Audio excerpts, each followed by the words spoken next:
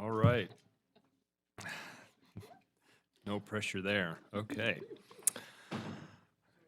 All right, good evening. I'm going to go ahead and call to order tonight's meeting, which is the Wednesday, September 5th, 2018 meeting of the Reno City Planning Commission. And we will start with the Pledge of Allegiance, and I'll ask Commissioner Gower to lead us. I pledge allegiance to the flag of the United States of America and to the republic for which it stands, one nation, under God, indivisible, with liberty and justice for all. Okay, Michelle, can I get roll call, please?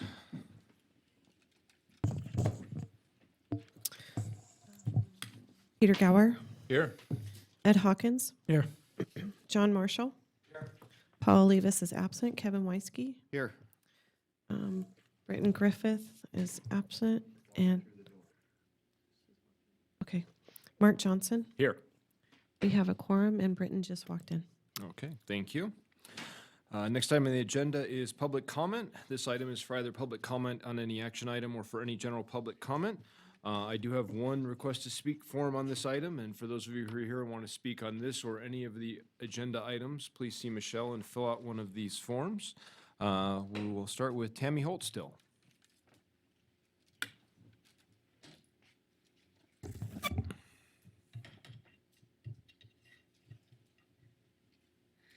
Tammy Holtstill, Lemon Valley Swan Lake Recovery Committee. For the record, the water's still there. I'm still here. As you guys have heard, there's been a lot of talk about all of the algae and the color that it's changing. We do have a report that came back after some studies saying that it's bad, but it's not that bad. Well, it comes down to the water's degrading. There is no type of circulation for this water, so it's become stagnant, which is creating all this algae, which also then turn around and creates, when it does finally dry, issues when it's airborne. So now it comes back to, why is there so much water in that lake? Why is that lake still wet? It has to do with development and the way things are handled, and the effluent with the Stead sewer plant.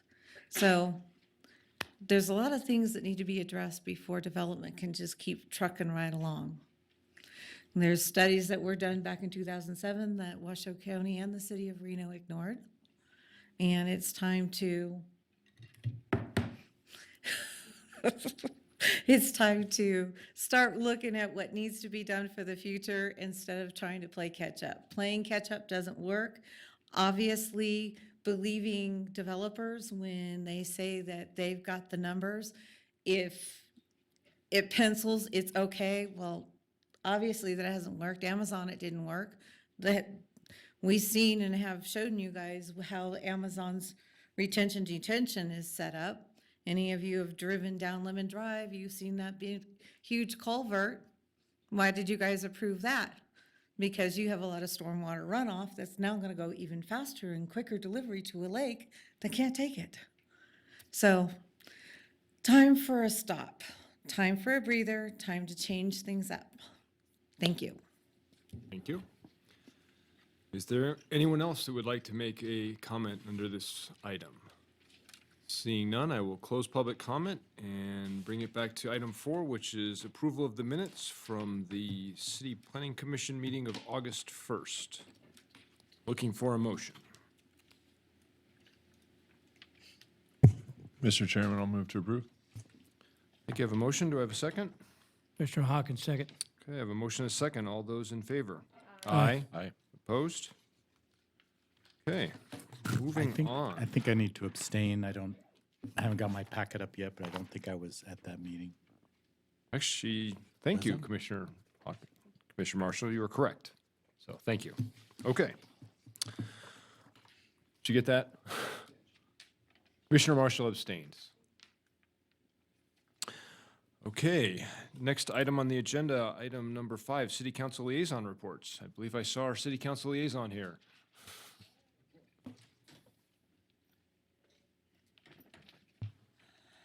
Good evening, Jenny Breckus, City Council Liaison to the Planning Commission, here for my third quarter report. We're in the third quarter, right? Yep. Mid-quarter.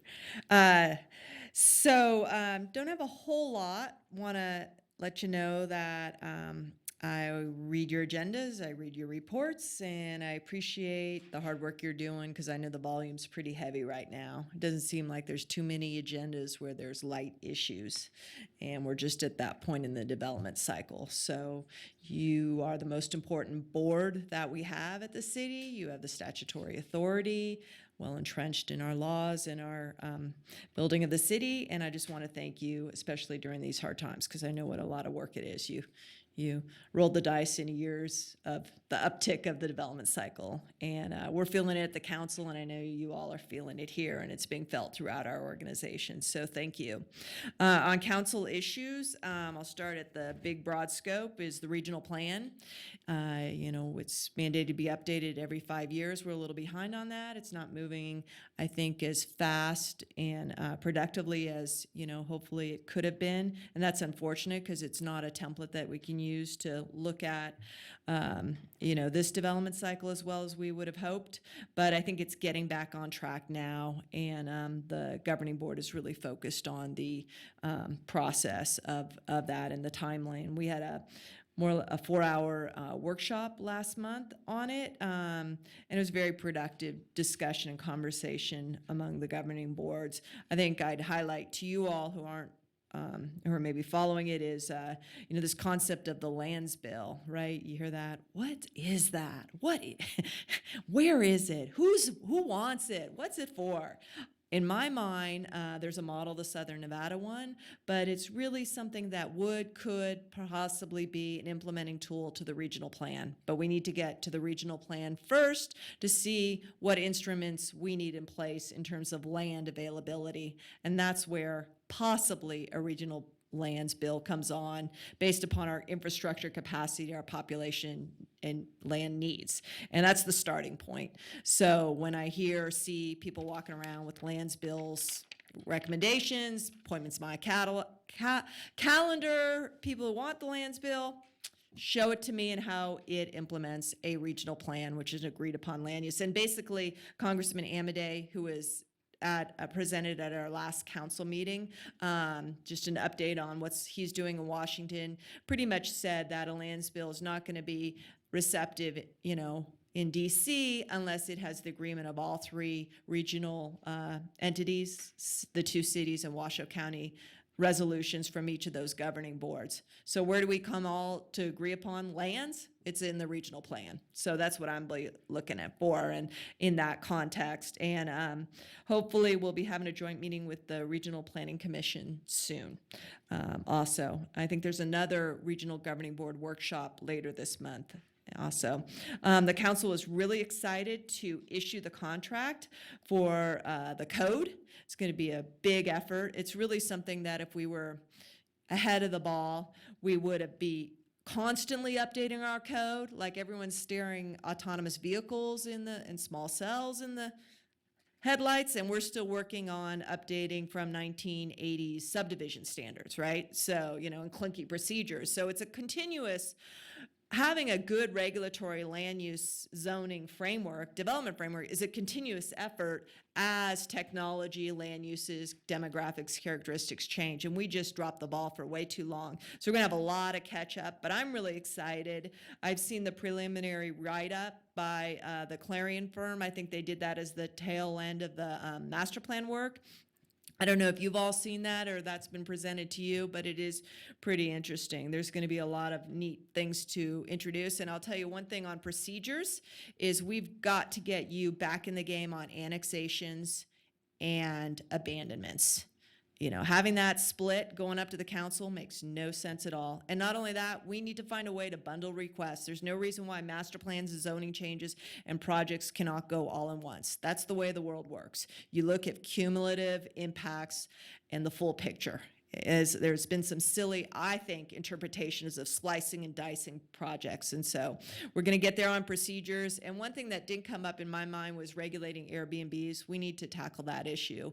I'm hearing way too much of that from the neighborhoods, and we need to think about how we balance that use, which is going on also with, you know, our desire to expand our housing stock and transient lodging also, you know. So that's one thing that hopefully won't take us often to too much of a side detour, but I'm really excited about next year when we get going on the zoning code. Appeals. We had, since I've been on, maybe the third appeal of a city council member to one of your decisions. And it wasn't me, it was one of my colleagues. But you know, it's a hard thing for the council to have to appeal one of your decisions and recommendations because we're standing against you.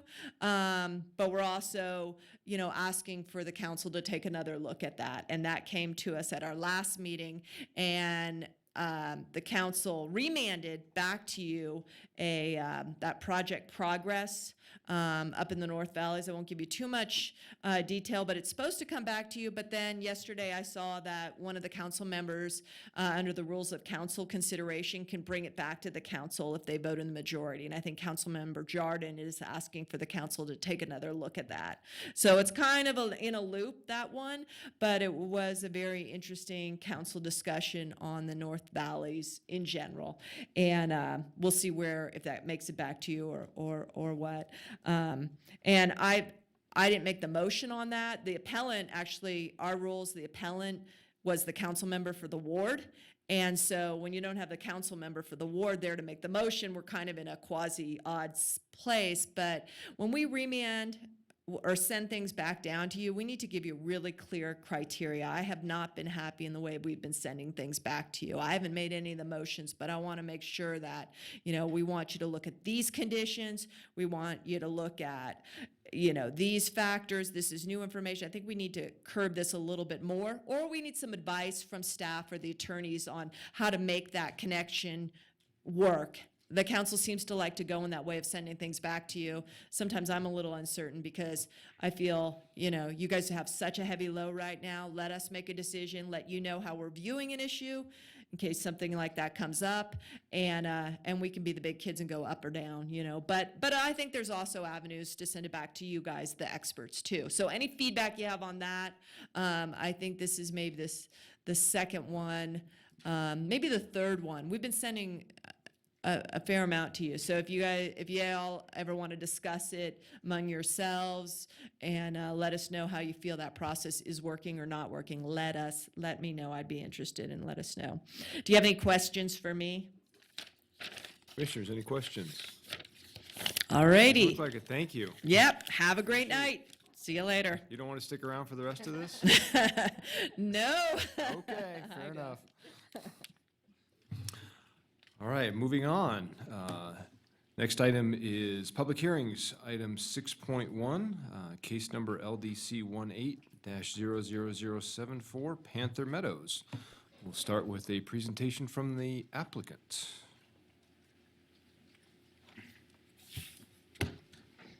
All righty.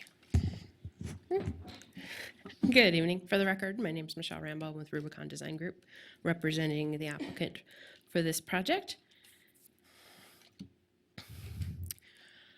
All right, so our location for this project is, well, it's 4.41 acres, we'll start with that, on Panther Drive, east of Highway 395, south of Western Road. And if the site looks a little familiar, it's because we were here a few months ago with a zone change for this property, which was approved by the City Council. So now we're back for the approval of a tentative map with 49 townhouse units, one common area parcel for the open space, and then a commercial office component to the project. We're also here for a special use permit for residential adjacency and just for the townhouse use itself. And then, like I mentioned, the zoning was approved by City Council. So our site plan, I'm just going to point out a few things with the site plan itself. The commercial office, get my mouse there, whoops, there it is.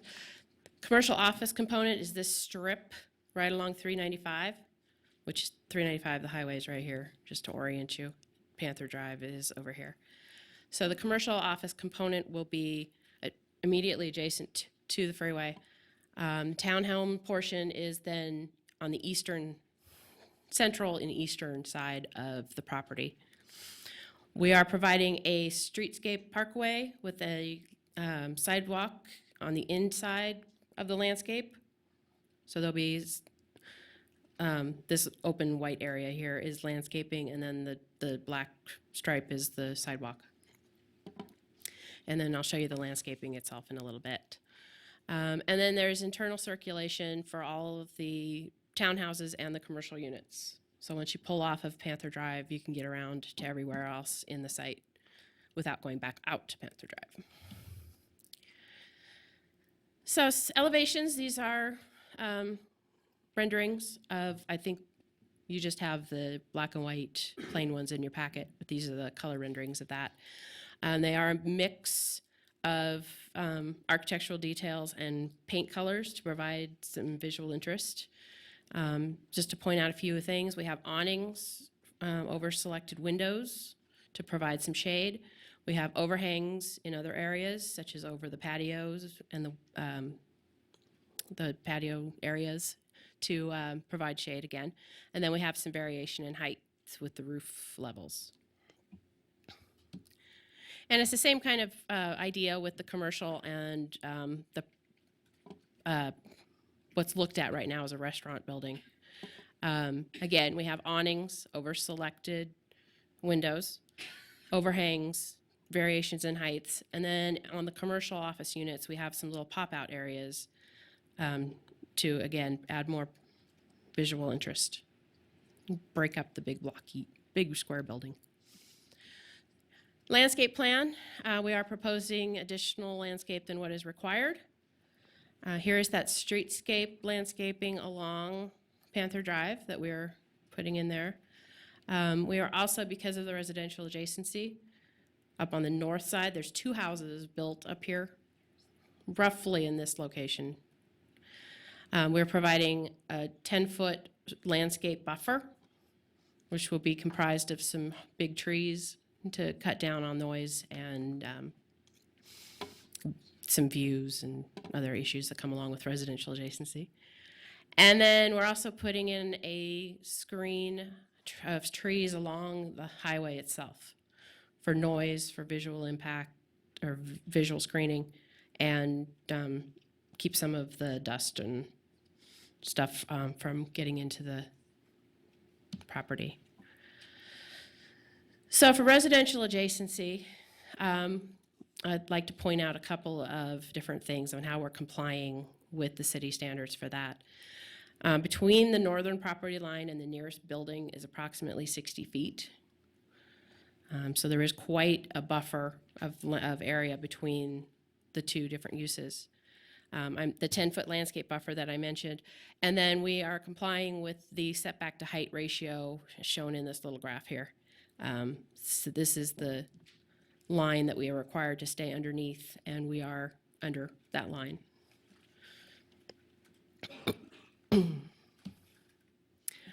So that concludes my portion of the presentation. I do have the civil engineer here if you have any more specific questions on drainage and other issues such as that.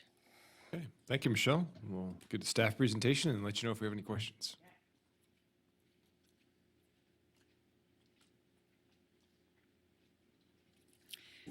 Good evening, Commissioners. Heather Manzo, Assistant Planner for the record. The applicant did a great job of outlining the details of the request before you this evening. Staff is recommending approval of the request with the conditions that are recommended in the staff report.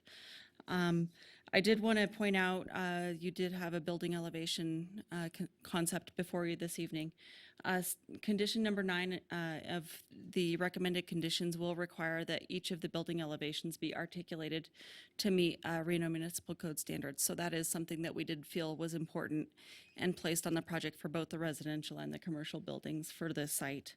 The neo-traditional design that is proposed is encouraged in our code, and when this went before the Neighborhood Advisory Board, comments were positive regarding the request. We didn't actually receive any comments in written feedback for this. Additionally, I haven't received any calls or emails on the request. Staff was able to make all the findings and is recommending approval, and I'd be happy to answer any questions you may have. Thank you. Okay. Thank you, Heather. Before I open this up for public comment, I will bring it back and have commissioners with disclosure, starting with Commissioner Marshall. No disclosures? Commissioner Griffith, no disclosures. Commissioner Johnson, I visited the site. Commissioner Gower, no disclosures. Commissioner Hawkins visited the site, talked with the applicant's representative. Commissioner Weisky, I visited the site. Okay, thank you. I will now open this up for any public comment. Michelle, do we have any requests to speak forms on this item? No, we do not. Is there anyone in the audience who would like to make a comment on this? Seeing none, we will close public comment and bring it back to the commission for questions. Commissioner Hawkins. Thank you, Mr. Chair. Question for staff.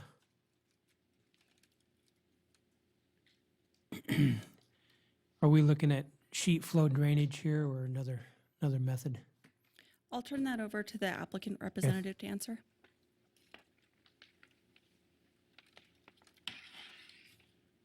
Hello, for the record, Jason Gillis, Tech Engineering.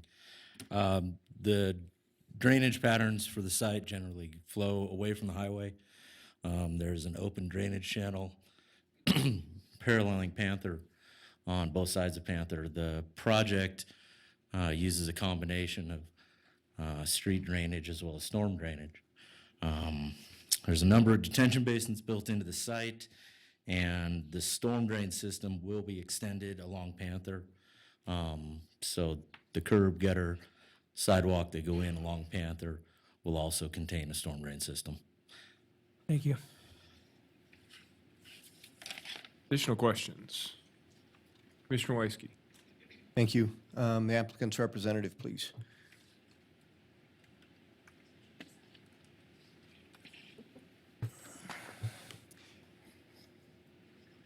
The application is for residential and office space, but you showed us restaurant. Is there ample parking for all? Yes, we have designed the parking to accommodate the restaurant and the offices. Okay, so you're limited then to restaurants based upon parking? Okay, Correct. thank you. No further questions, Mr. Chairman? Okay, Commissioner. Additional questions? I have a quick one for staff. Michelle? Sorry, Heather. It's been a long day.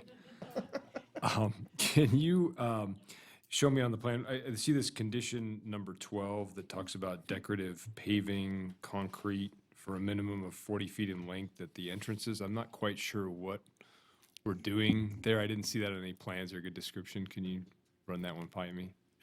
I'd be happy to. Heather Manzo, Assistant Planner for the record. It was actually a question that I had for the applicant representative as well. This was prepared by a previous staff planner, and so I had to do a little bit of research as to where that condition came from. And it was actually a recommendation that was made by the police department when they provided their SEPTED comments for, and it's identified at the project entries where they would have their entry signage and then the stamped or patio area. And that's really to clarify where the project entries are to create a sense of place for the development. So this would be basically the entrances off of Panther Drive that we would be doing this at? That's correct. That would be the primary entrances coming off of Panther. That was just trying to understand how that fit into the concept. Okay, Yes. thank you, Heather. Thank you. Additional questions or discussion or motion? I'm open to any of the above.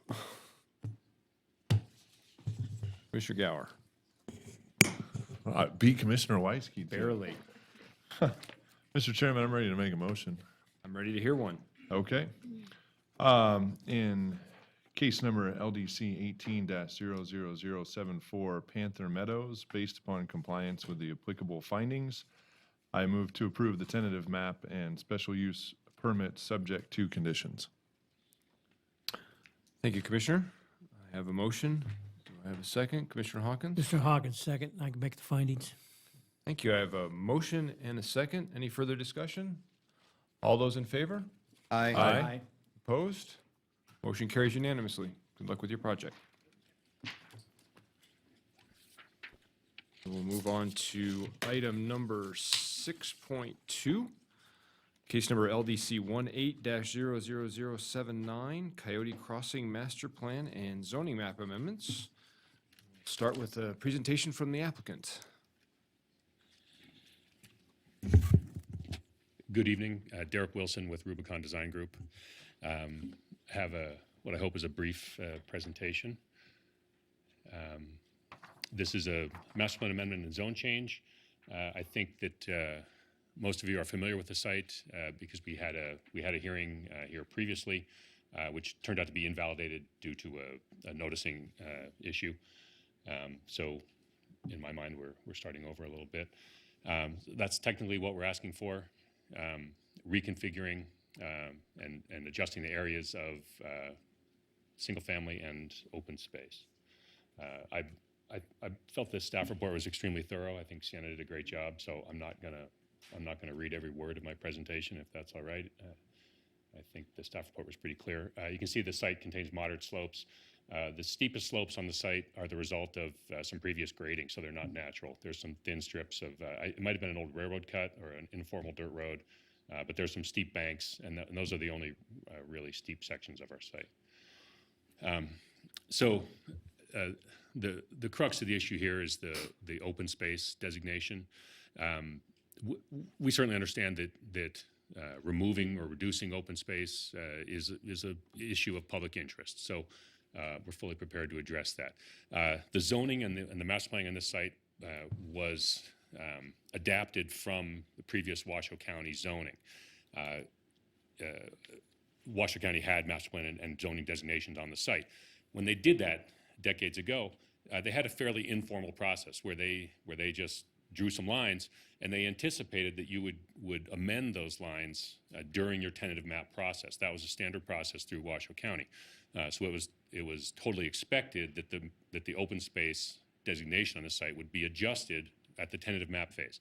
That didn't happen because this site got absorbed into the city of Reno. So what then happens is the city translates the master planning and zoning from the county designations to the city's designations. Unfortunately, in this case, we're left with those somewhat arbitrary lines. In the past, the open space designation, there was a vertical cut. It was residential on the east, open space on the west. That, in my opinion, is fairly arbitrary. There isn't a real distinction between the east and west halves of this site. There's more of a distinction between the north and south segments. And so what we're doing is trying to rotate that designation to be a horizontal split with the open space on the north end. That's a steeper section. That's an area that we think can provide usable open space, can be used as a neighborhood amenity. We'd be willing to put trails, a trail into that to access to the top of the hill so people could walk up there and enjoy the view. So that's how we got where we are, and hopefully you can see the logic in that. One additional point, when I said their process was somewhat informal, they didn't base it on topo data. They generally didn't have topo data. That's why they waited for the tentative map to come in, and they would adjust the boundaries then. So, in effect, we're continuing that older process.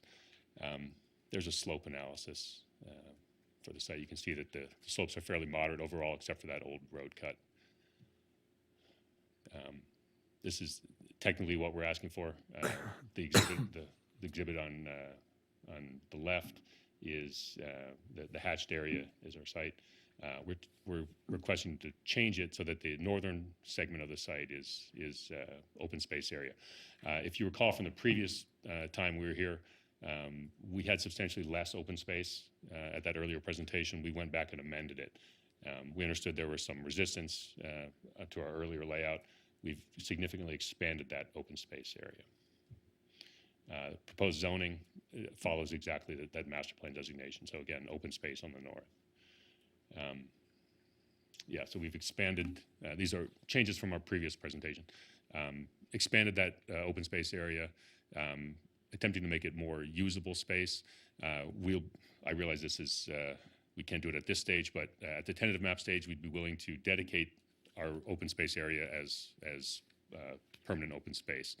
And then we could turn it into an amenity for the neighborhood. The current open space designation sure, it's on the map, but it's private property. It's not a public amenity. People don't generally access it. There's no amenities there, no formal trails. So we're hoping to install a true amenity versus what is now just an open area that isn't actively used. We took this to the public. We didn't have any opposition. In fact, we had some support. I realize that this is somewhat premature at the master plan and zoning stage, but we wanted to go on record with what we're willing to do. There'll be a tentative map coming in, assuming this is approved, would be a tentative map coming in for single-family development. The 3.21 acres that designated open space now could be dedicated as permanent open space. If we don't use the entire site, any residual would be added to that open space. The street serving this project is not fully improved. In effect, the neighborhood kind of wasn't built out all the way. So this project would trigger remaining improvements on Rock Chuck. I think that would be a benefit to the area. And in fact, a resident out there identified what he considered to be a drainage problem where water came off of our site and went into an informal drainage way, probably something that was done with one of the dirt roads. And it doesn't function well. He was concerned that our site would retain that informal sort of dirt drainage path. And absolutely not. We would standardize the draining and fix an existing issue. So we'd be providing an upgrade to the existing neighborhood to the south. That's the last slide, but I wanted to add one thing. Again, the staff report I thought did a thorough job, but I would like to add that as far as making the master plan and zone change findings, I think there have been substantial changes to the area. We have a new master plan. There's a lot of emphasis on infill in that master plan. I think it obviously makes sense given the city's development priorities. I'd say a region-wide change has been a recognition that smaller lots can make a lot of sense. Speaking from my own experience, I've downsized to a small lot. I couldn't be happier. I think it gets us away from extensive landscaping water use. It shortens road links. I think small lots are the future. And then, of course, we have another regional issue of increased need for housing, and this project would address that. So that's all I have. I can answer questions as needed. Thanks. Thank you, Derek. We'll get a presentation from staff.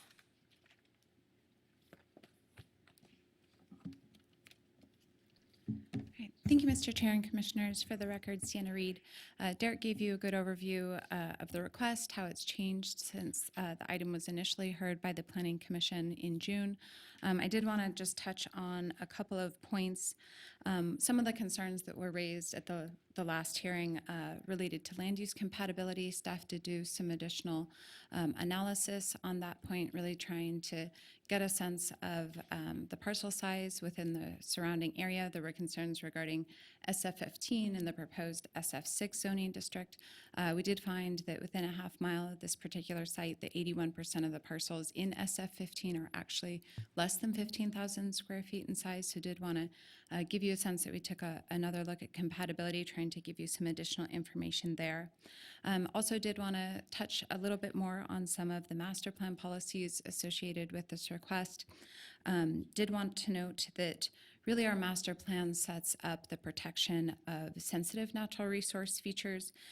Some of those that are mentioned in the master plan include steep slopes, stream and drainage way environments, ridge lines, rock outcroppings, mature trees. And so really for this particular site, as Derek showed on the slope map, it's really kind of that northern portion of the site that has steep slopes. They tend to range between 10 and 25% on that northern portion. But what the master plan does not really include is policy guidance regarding the maintenance of land that is generally suitable for development. We certainly have policies regarding how we should provide connectivity to open space areas and those sensitive natural features, but we don't have policies that promote the maintenance of land that is potentially developable. So as was touched on by Derek, those connections in terms of the open space areas to The north and west of the site would definitely be evaluated at the time a project is brought forward. The new master plan really does promote identifying access locations for trails, identifying connections through developments to those locations so that not only residents of the neighborhood but surrounding residents have access as well. This item the request was reviewed by the Ward 4 NAB in May. There were no concerns expressed. I did receive one call following the renoticing of this particular item, really about clarification for the time and date of this particular meeting. And with that, staff is recommending approval of this requested master plan amendment and zone change. And I'm happy to answer any questions that you might have at the appropriate time. Thank you, Sienna. Before I open this up for public comment, I'll ask commissioners for disclosures, starting with Commissioner Weisky. Thank you, Mr. Chairman. I visited the site and spoke with the applicant's representative. Commissioner Hawkins, as did I. Commissioner Gower spoke with applicant's representative. Commissioner Johnson, I previously visited the site and spoke with the applicant's representative. Commissioner Griffith, I missed a call from the applicant's representative. Commissioner Marshall, no disclosures.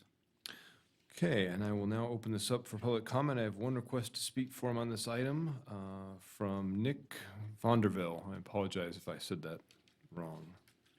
You're close enough. I got the Nick part right, I think. Nick is perfect. Okay. Once again, Nick Vanderville. I live right across the street from the proposed development. I think we're getting close to making it happen. It seems like they've made adjustments to the open space, which I think is great. My concerns are the lot size. I honestly feel 6,000 square feet is what we have in our neighborhood now, and it's left lack of parking for everybody, which puts all the cars in the street. My street personally, I see kids playing out in the street every day because there's no room for them to play in their yards, anywhere else because of this lot size. I'll play a video really quick if you don't mind. Bear with me. This is the street. You can see. You zoom in on that for me. You can see the kids are out playing in the street right now. The street was never developed, never fully finished. So when you get down toward the end, it becomes a one-lane road. I know they're talking about finishing this off, which I think is great. It needs to be done to give access. If you're going to have 100 cars coming through there a day, it needs to be widened and fixed and finished. But you can see one-lane road right now. Kids are out playing in the street. This is what you get with 6,000 square foot lots. Very small, no parking. I'd like to see that they account for these things in their plans for the development. I also would like to make sure that they don't exclude the valley. Every time something has come in, Lennar Combs came in, they had plans to put in a greenway up at the top of the street, and it completely excluded us in the end. We ended up not getting the greenway, and they left us out. So if they're coming in and they're talking about putting in open space, I'd like to see that they make sure that the residents have access to that open space. This space is used on a regular basis. I keep hearing them say that this space is not used. Kevin came out today, and there was people using the site today to walk their dogs, to walk his dog. I live right across the street. I see it all the time. I go out for walks there nightly as well. So it's definitely a spot that's used right now for open space. And in addition to that, the areas right above are in full development right now. There's approximately 80 new homes going up on top of the hill. This space is only going to get used more and more for open space. And if you take and put homes there, it's going to leave less open space for all the new residents as well. So take that into account when you're thinking about this. That's basically all I have to say. Thanks, guys. Thank you. Is there anyone else that would like to make a comment on this item? Seeing none, I will close public comment, bring it back to the commission for questions. Who'd like to get us started? Commissioner Weisky. Thank you, Mr. Chairman. Let's start with Sienna, please. Sienna, we heard the applicant's representative discuss the open space that is attached to this property and the property surrounding it up to the homes that are being built on the top of the hill and to the east, so north and east, I guess. Can you please explain to me the open space zoning, private property versus public property?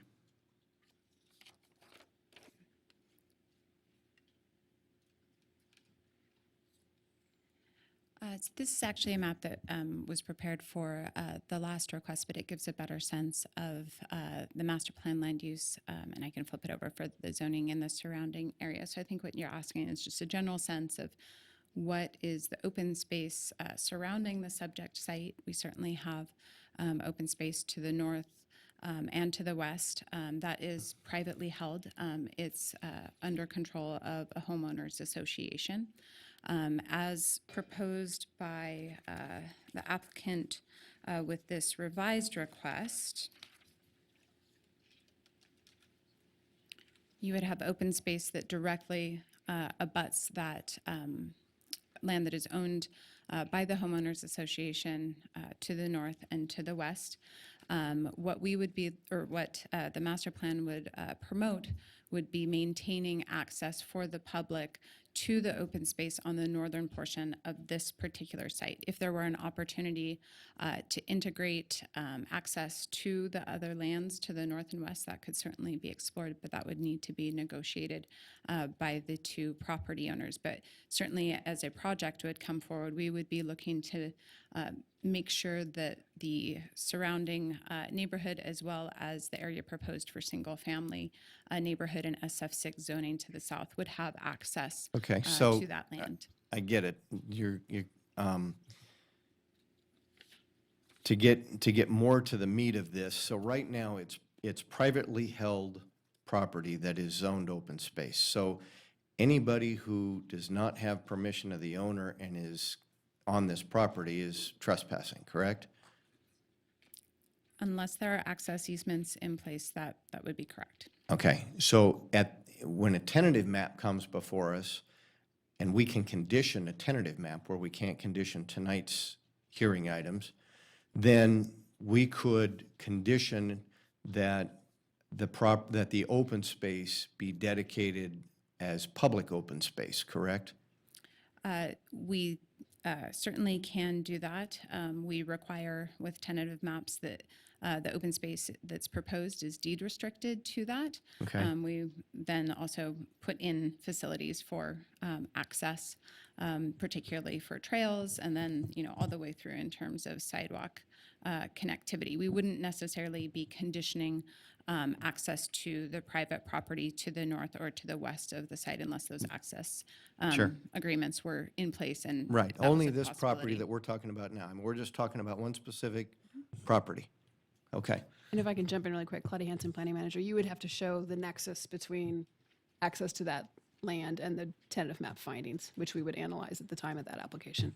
So I Okay. wouldn't say it's definite that we could right. allow that for public access. We could have that discussion, have that though. We discussion. could certainly be looking at it, and we could certainly hope that the developer at that time brings something forward with that in mind, right? They are always welcome to offer that, but you would have to analyze the nexus between the request and the access to that open space.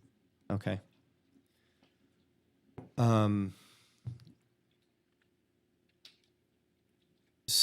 Sienna, since we can't condition a master plan approval, how does the city look at the street improvements that are going from a half or one, there's a specific term that is used for the street that is developed for half of its normal width. How do we know that that's going to happen upon tentative map and go to a full street design?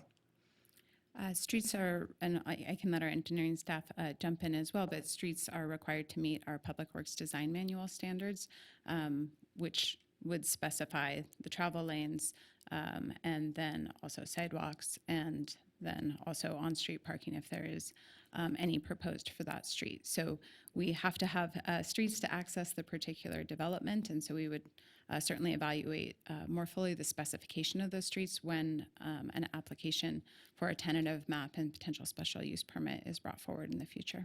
Okay, thank you. One last question for Derek, please. Derek, can you put your last slide back up, please?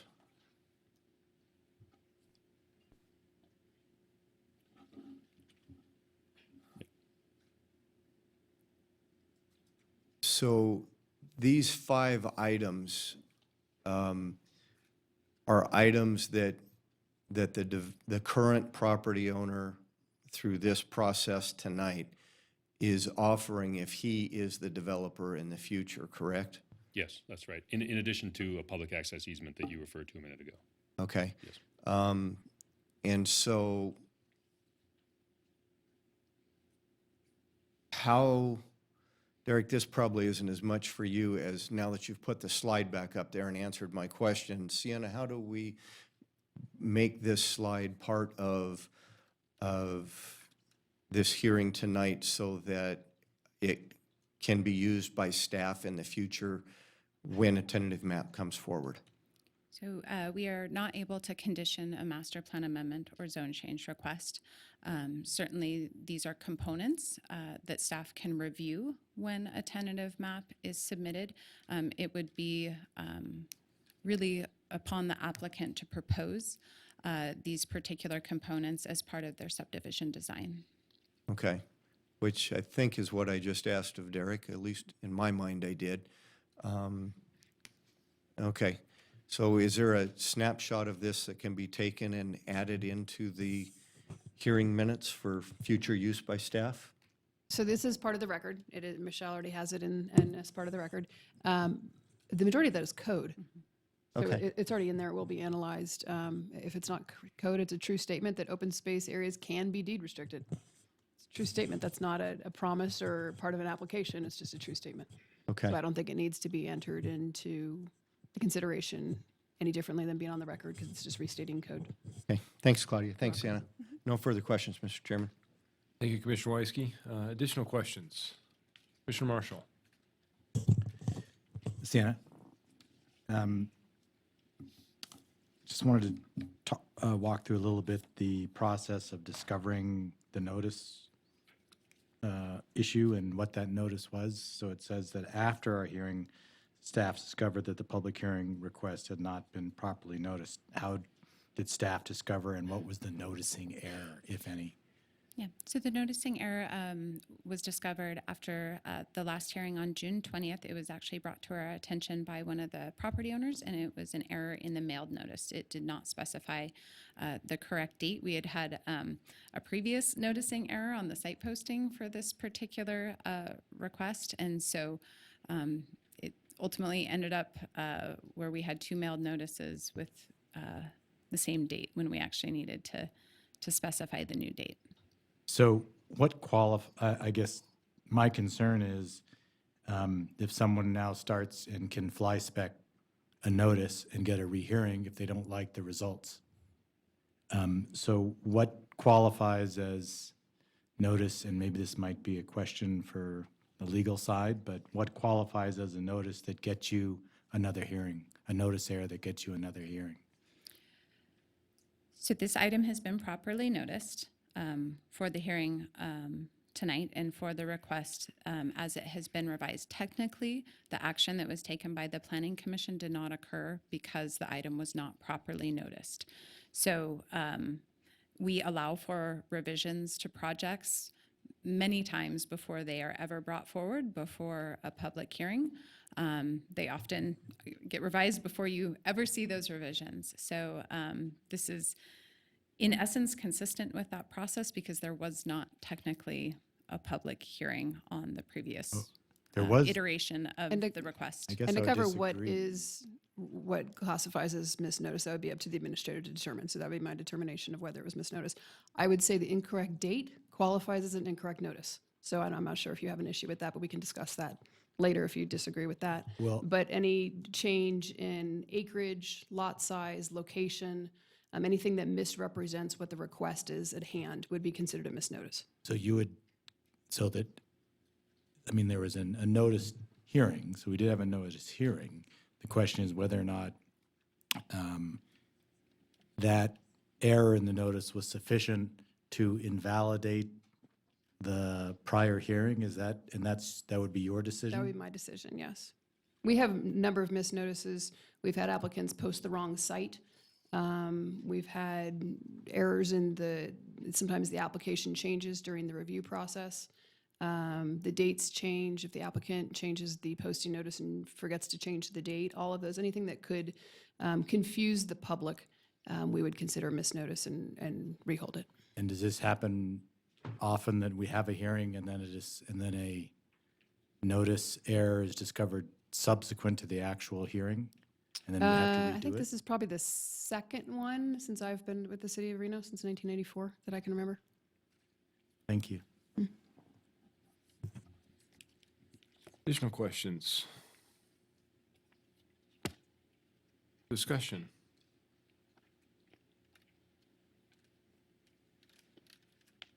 Commissioner Hawkins. Mr. Chair, I've got to go off Commissioner Marshall's coattails here just for a second.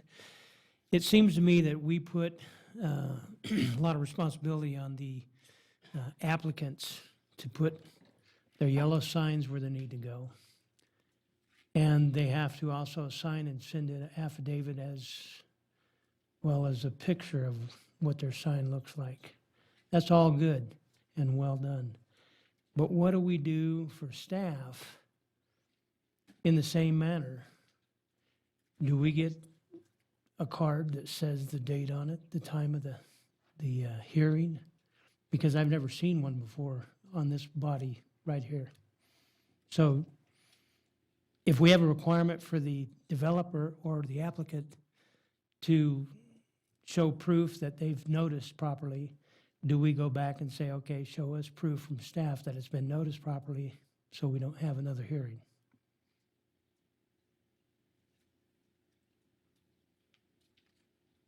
Yes, Commissioner Hawkins, I appreciate that. Maybe the question or the way of looking at it is better pointed out in the fact that we've had, usually when this happens, we'll have something in our packet that indicates there was a noticing error, it's been postponed. So in apparently 20 some odd years, we've had a hearing that's been invalidated twice. So I'm not sure there's a necessary change that needs to be made or additional oversight to staff here. It's an unfortunate situation, and I appreciate the question, but I think it's been, the proper action has been taken by staff to acknowledge that the initial request and the initial hearing was inappropriate and should not have occurred. It did occur, but it has been invalidated and we are back here now. So I appreciate your concern, but I'm not sure there's a change that needs to be made to the process that we're working on here. Mr. Hawkins,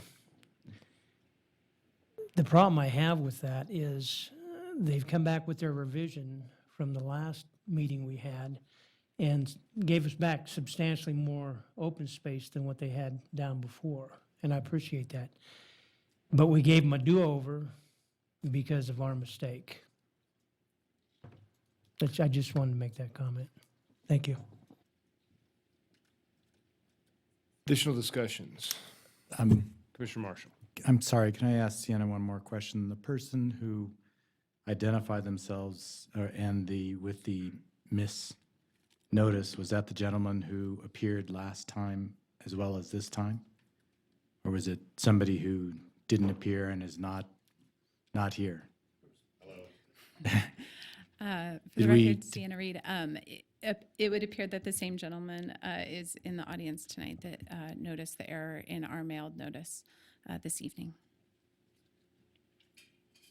And was he aware, sir, were you aware of the hearing the last time? The question needs to be directed to either Sienna or. Can we ask the gentleman? If you would like to have him come up here. Yeah, would you mind if he comes up? I'll have him fill out a form and just to announce himself when he comes up.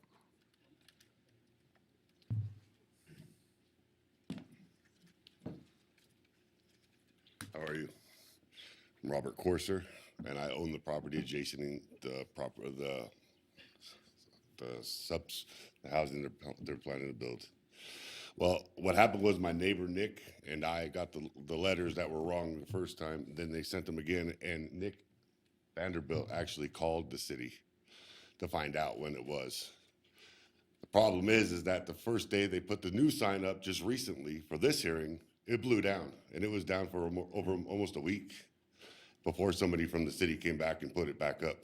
So I guess my question to you, sir, is just whether or not you knew ahead of time of the. Yeah, we called the city. Not this No, meeting, the but the last last time. one. We had to call the city in order to find out The when it proper was. time. Yes. Thank you. All right.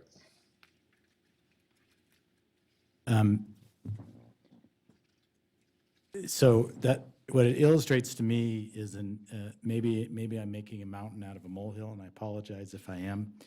But we took an action on an item, and then at staff then apparently has decided that our action was invalid.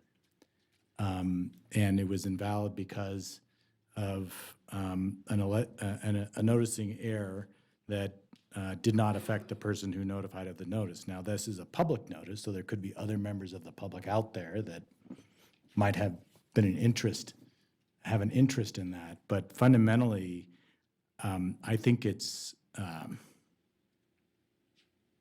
dangerous to provide staff with the discretion to say that an action that we've taken is invalid.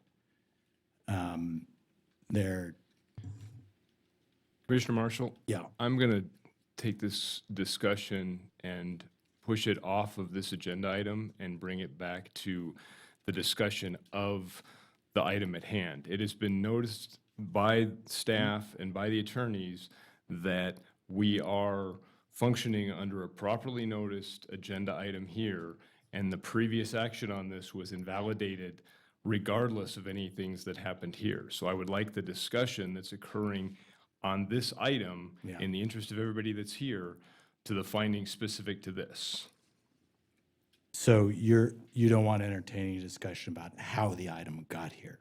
As I understand it, the item has been properly noticed for hearing this evening. It was improperly noticed the time before and should not have been heard. Unfortunately, the timing was such that it was heard and we had a discussion on it. However, any decisions that were made at that meeting, as staff has indicated, did not exist. It wasn't heard. So we are having a discussion about the item this evening that is before us this evening. We're not re-legislating the discussion that we had previously. We have a project that was put before us for tonight's agenda. Maybe I can ask this another way that gets to, so is there any requirement, and I don't know if this is Sienna or planning manager, that would preclude them from a recommendation of denial and then changing, adding more open space and bringing it back as a separate application? Can they do that? Then I have no problem because they're just back in front of us on another application.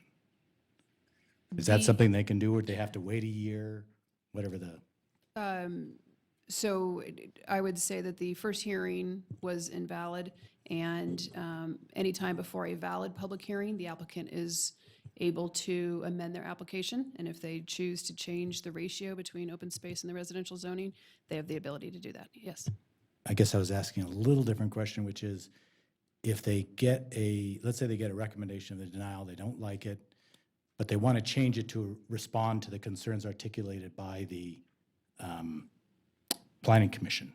Can they, before it goes, I assume this would go before the city council, can they change their application to make it more palatable and come back? Or does it have to go up to the city council? I guess I'm trying to say does it make a difference, the point I'm making, or they could just make this amendment and bring it back, or the change in the application, bring it back anyway? There were about 5 questions in that statement, and I think I'm not comfortable answering a lot of hypothetical scenarios. So I would analyze each project as they come before me on whether it's been noticed properly, the time of the application, and any revisions. And there is opportunity for applications to be revised. They happen almost every application. They get revised at some point before the notices go out. Thank you. Claudia, I think what he wants to know is if they can change the application after it's been denied. What's the city's policy on revisions to denials? If they change it, it would have to come back to Planning Commission. Okay.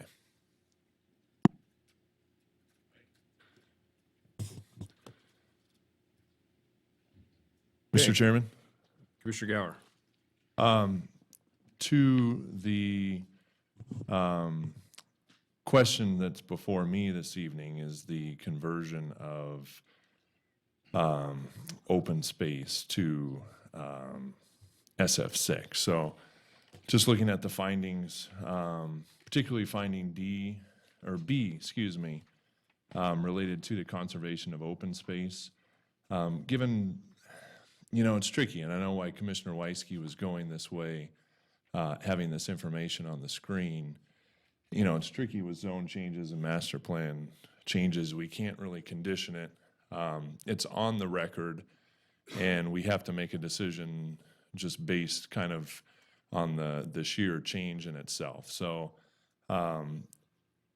with the analysis that's provided in the staff report, with the intention of the site being developed in a way and the orientation of the open space in a new area where it's more consistent with what the city defines as open space, and the likelihood of it being used as open space, I'm comfortable making that finding, and that was kind of the sticking point for me, because if you look at it just on its face, it's a change and a reduction in open space. But I think in the long run, the city is going to gain some positive open space out of this. So given that and the analysis that's provided in the presentations and the answers to the questions here tonight, I'm comfortable making those findings, particularly that finding B related to the conservation of open space.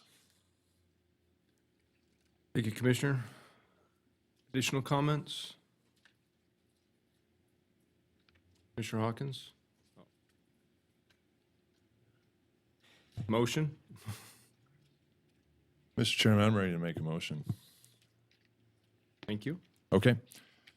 Based on compliance with the applicable master plan evaluation criteria and zoning map amendment findings, I move to adopt the amendment to the master plan by resolution and recommend that City Council approve the master plan and zoning map amendments as they meet all applicable statutory and code requirements, subject to conformance by Truckee Meadows Regional Planning Agency, and I can make all the findings. Thank you, Commissioner. Have a motion? Have a second?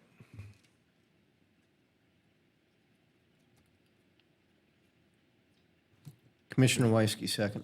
I can make all the findings. Thank you. I have a motion and a second. Any additional discussion? Commissioner Marshall? Thank you.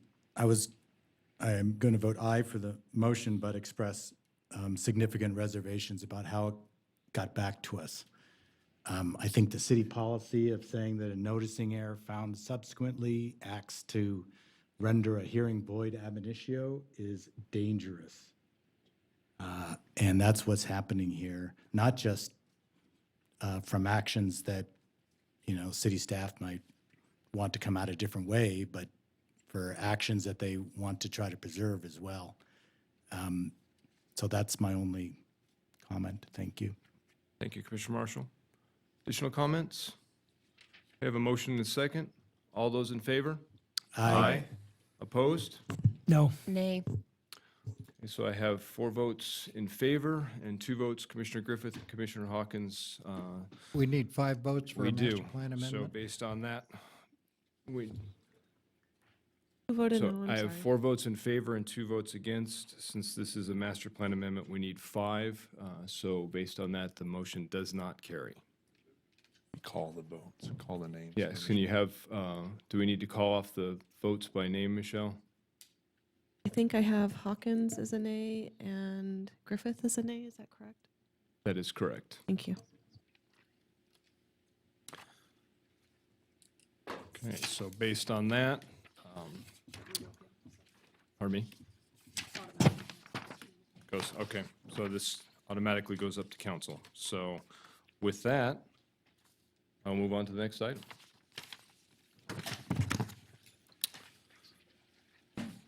Next item is case number LDC 18-00103, North Valley's Commerce Center Phase 3. We will start with a presentation from the applicant's representative. Good evening, Mr. Chairman, Commissioners, for the record, Andy Durling with Wood Rogers, representing the applicant. This is the North Valley's Commerce Center Phase 3.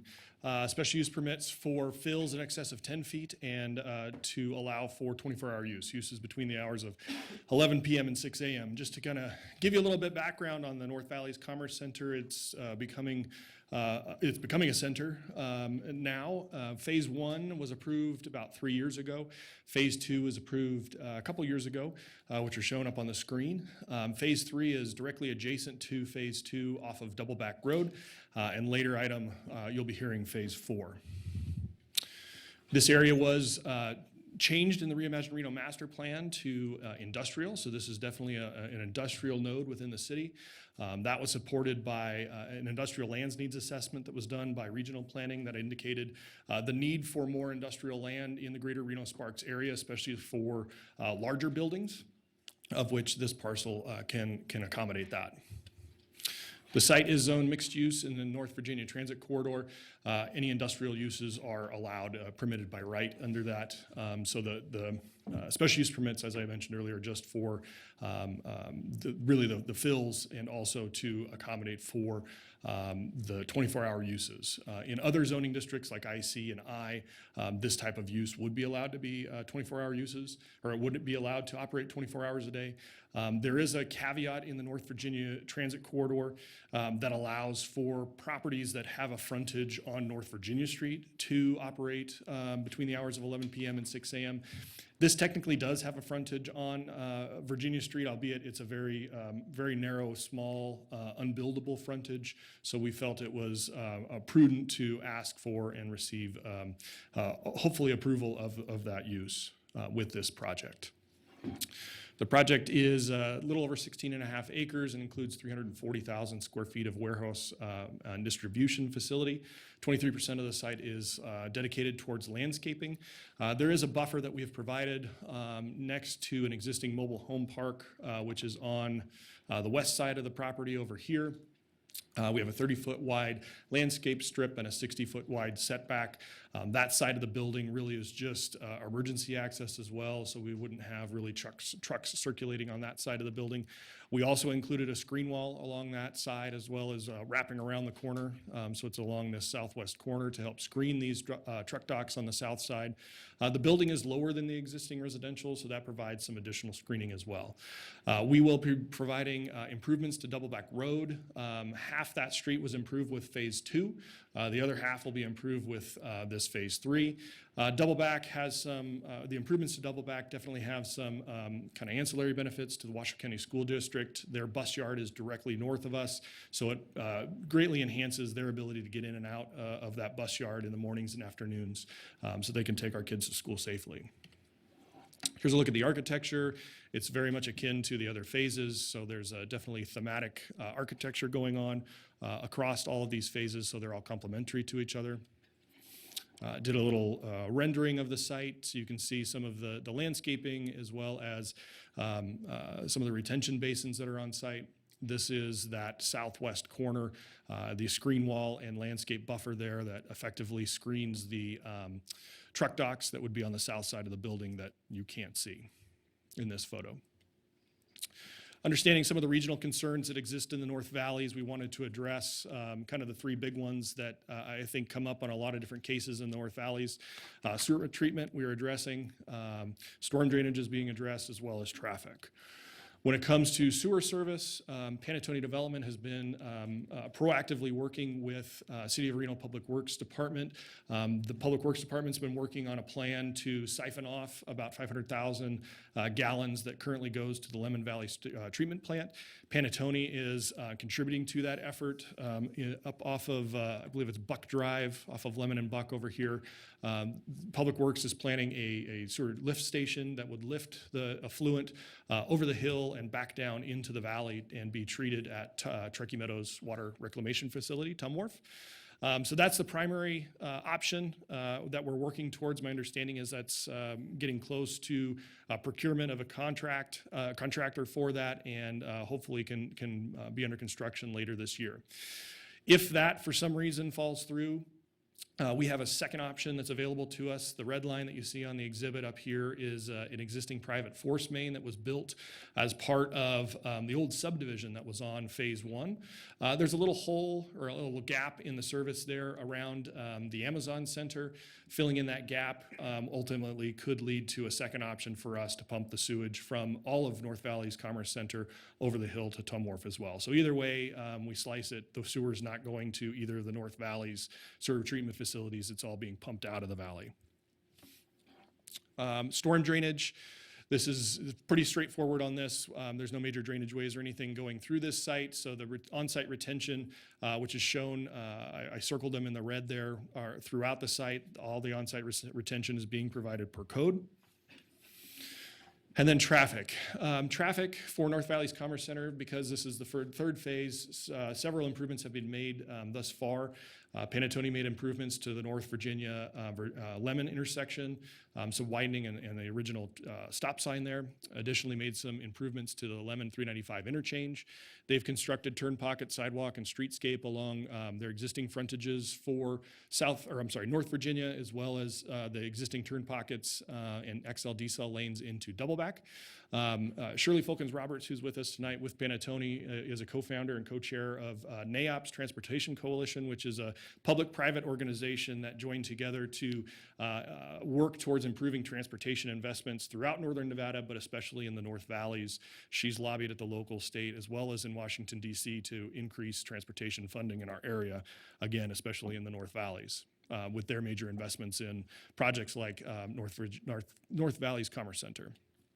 Some of the traffic improvements, like I said, they've made roadway and streetscape improvements on North Virginia. They've improved Doubleback Virginia intersection with phase 2, and will be building the west half of Doubleback with that sidewalk, finishing out Doubleback as a public roadway, improving that access to the school district's bus yard. Also of note, in recent weeks, months, the RTC has updated their 2040 Regional Transportation Plan, the RTP. It now includes in the 2022 to 2026 plan horizon, so in kind of that 10-year horizon, the potential for widening North Virginia Street to 4 lanes. So with this project, because we don't really have a lot of frontage on North Virginia, there wouldn't be really an opportunity for widening with this particular project, but the impact fees that we are paying could go towards those investments in the local area. With that, we are in agreement with staff's recommendations, and I would be happy to answer any questions. Okay, thank you, Andy. We'll call you back when we get the questions. Move on to a presentation from staff. Thank you and good evening, Commissioners. I'll be brief. That was a very thorough presentation of the request by Mr. Derling. Just to reiterate, this is a special use permit request for fills greater than 10 feet and 24-hour operations. The fills themselves are relatively minor. They cover about 8.5% of the site. The conditions are recommended to help soften the grading impacts as proposed, and also develop a noxious weed management program related to the grading. 24-hour operations, this is in the mixed-use North Virginia Transit Corridor Zone. However, the applicant is proposing to parcel sort of the southern spur, which makes the subject site subject to a special use permit for 24-hour operations. All of the abutting parcels are zoned mixed-use North Virginia Transit Corridor. However, there are some existing residential uses. The existing Webb Mobile Home Park, as well as 2 large lot single-family lots, are currently in operation, so consistent with the approved Panettone Phase 2 project across the street. Conditions are recommended to restrict the late-night operations on the southern loading docks, and also commercial truck idling until such time as it can be verified that the existing residential uses are terminated. With that, staff can make all the applicable findings. We recommend approval. Also, we do have representatives from Regional Transportation Commission here this evening for Phase 3 and 4 if you have questions on the regional road impacts. Thank you, Nathan. Before I go to public comment, we'll start with Commissioner disclosures, starting with Commissioner Marshall. No disclosures. Commissioner Griffith, I met with the applicant and applicant's representative, and I'm familiar with the site. Commissioner Johnson, I visited the site and spoke with the applicant's representative. Commissioner Gower, as did I. Commissioner Hawkins, as did I. Commissioner Weisky, as did I. Okay, thank you. I will open public comment. I have several requests to speak on this item. Again, a reminder, if you'd like to make public comment, please see Michelle and fill out one of these salmon-colored forms. We'll start with Tammy Holtstill.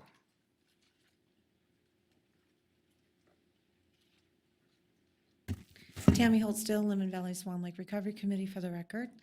I have some concerns about the way that the gentleman spoke about that the applicant has done the widening to Lemon Drive and the on-ramps and that kind of stuff. That was done by DOT and Reno. It was a combination. Had nothing to do with them as far as I could see and as I understand it. A lot of that was triggered because of the development that has occurred out there. Now, going to what is very obvious is in that area is the same area of the Amazon fulfillment centers. And we've seen, and I have shown you video of those retention detention ponds not working. The top one doesn't have anything in it, and what it is in it flows down to the second one and then floods out their parking lot. No one has proven, without a shadow of a doubt, that their retention and detention ponds are working properly. That's obvious by the fact that, again, if you look at Lemon Drive, City of Reno and has decided to make that big, huge culvert going down the middle of Lemon Drive. And you've seen pictures of that, and I've asked why you need something so big for your stormwater runoff if everybody's holding it on their property. They're not holding it on their property. They're not keeping it where it's supposed to be, and Swan Lake can't take it.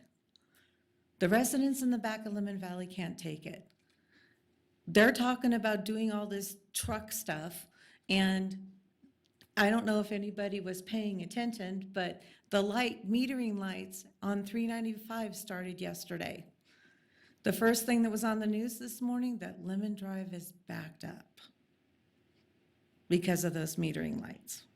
So then you want to add in more semi-trucks? There's a lot of things that need to be done before more development is done. And putting in and filling in grades and water retention areas that are natural are not working. Thank you. Thank you. Next is Gary Firo. Apologies for the pronunciation.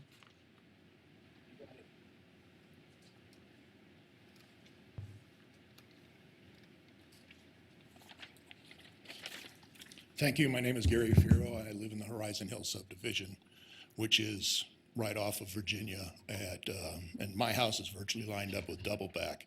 So I get to see every day what goes on Doubleback, and the traffic mitigations that they're proposing aren't going to cut it. The buses, the problems that they have isn't going to cut it. The other thing is you're putting 40-foot concrete structures up against 27-foot residential units. I hope you can make that finding, but the one thing that I was surprised with this unit is it actually has sewer capacity for it. If they could cut their units down by maybe 10 feet to help mitigate some of the views that are going to be blocked by that. There is drainage concerns on that property. There is drainage that goes down on it. There are 4 different drains that come down across from Horizon Hills and from Peavine out to about Stead. And if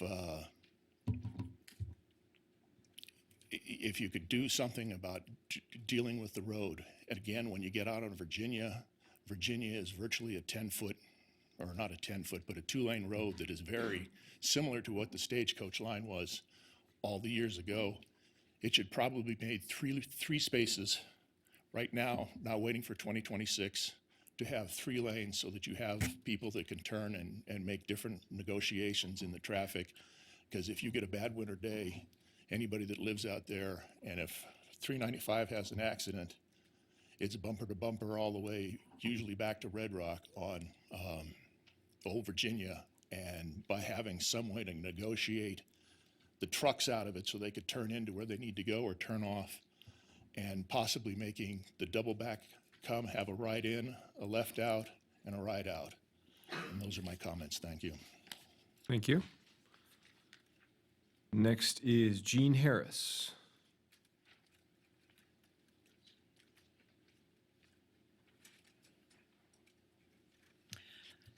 Good evening. My name is Jean Harris. I reside on North Virginia Street, where myself or my family have lived since 1986.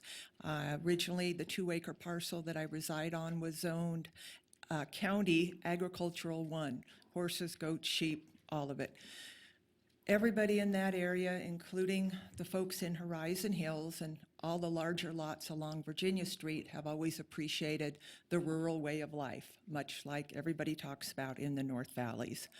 I get it. I'm sorry to see that way of life change, but I understand with the growth of Reno, the annexation that's occurred within the county, and the city sprawl, that this is just what's happening. It's, like it or not, it's in our face, and here it is.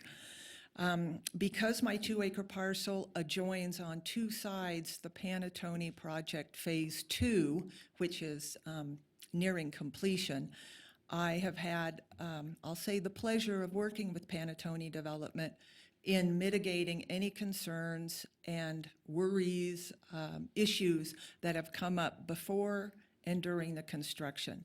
They have been nothing but fair to me, very receptive, and very responsive.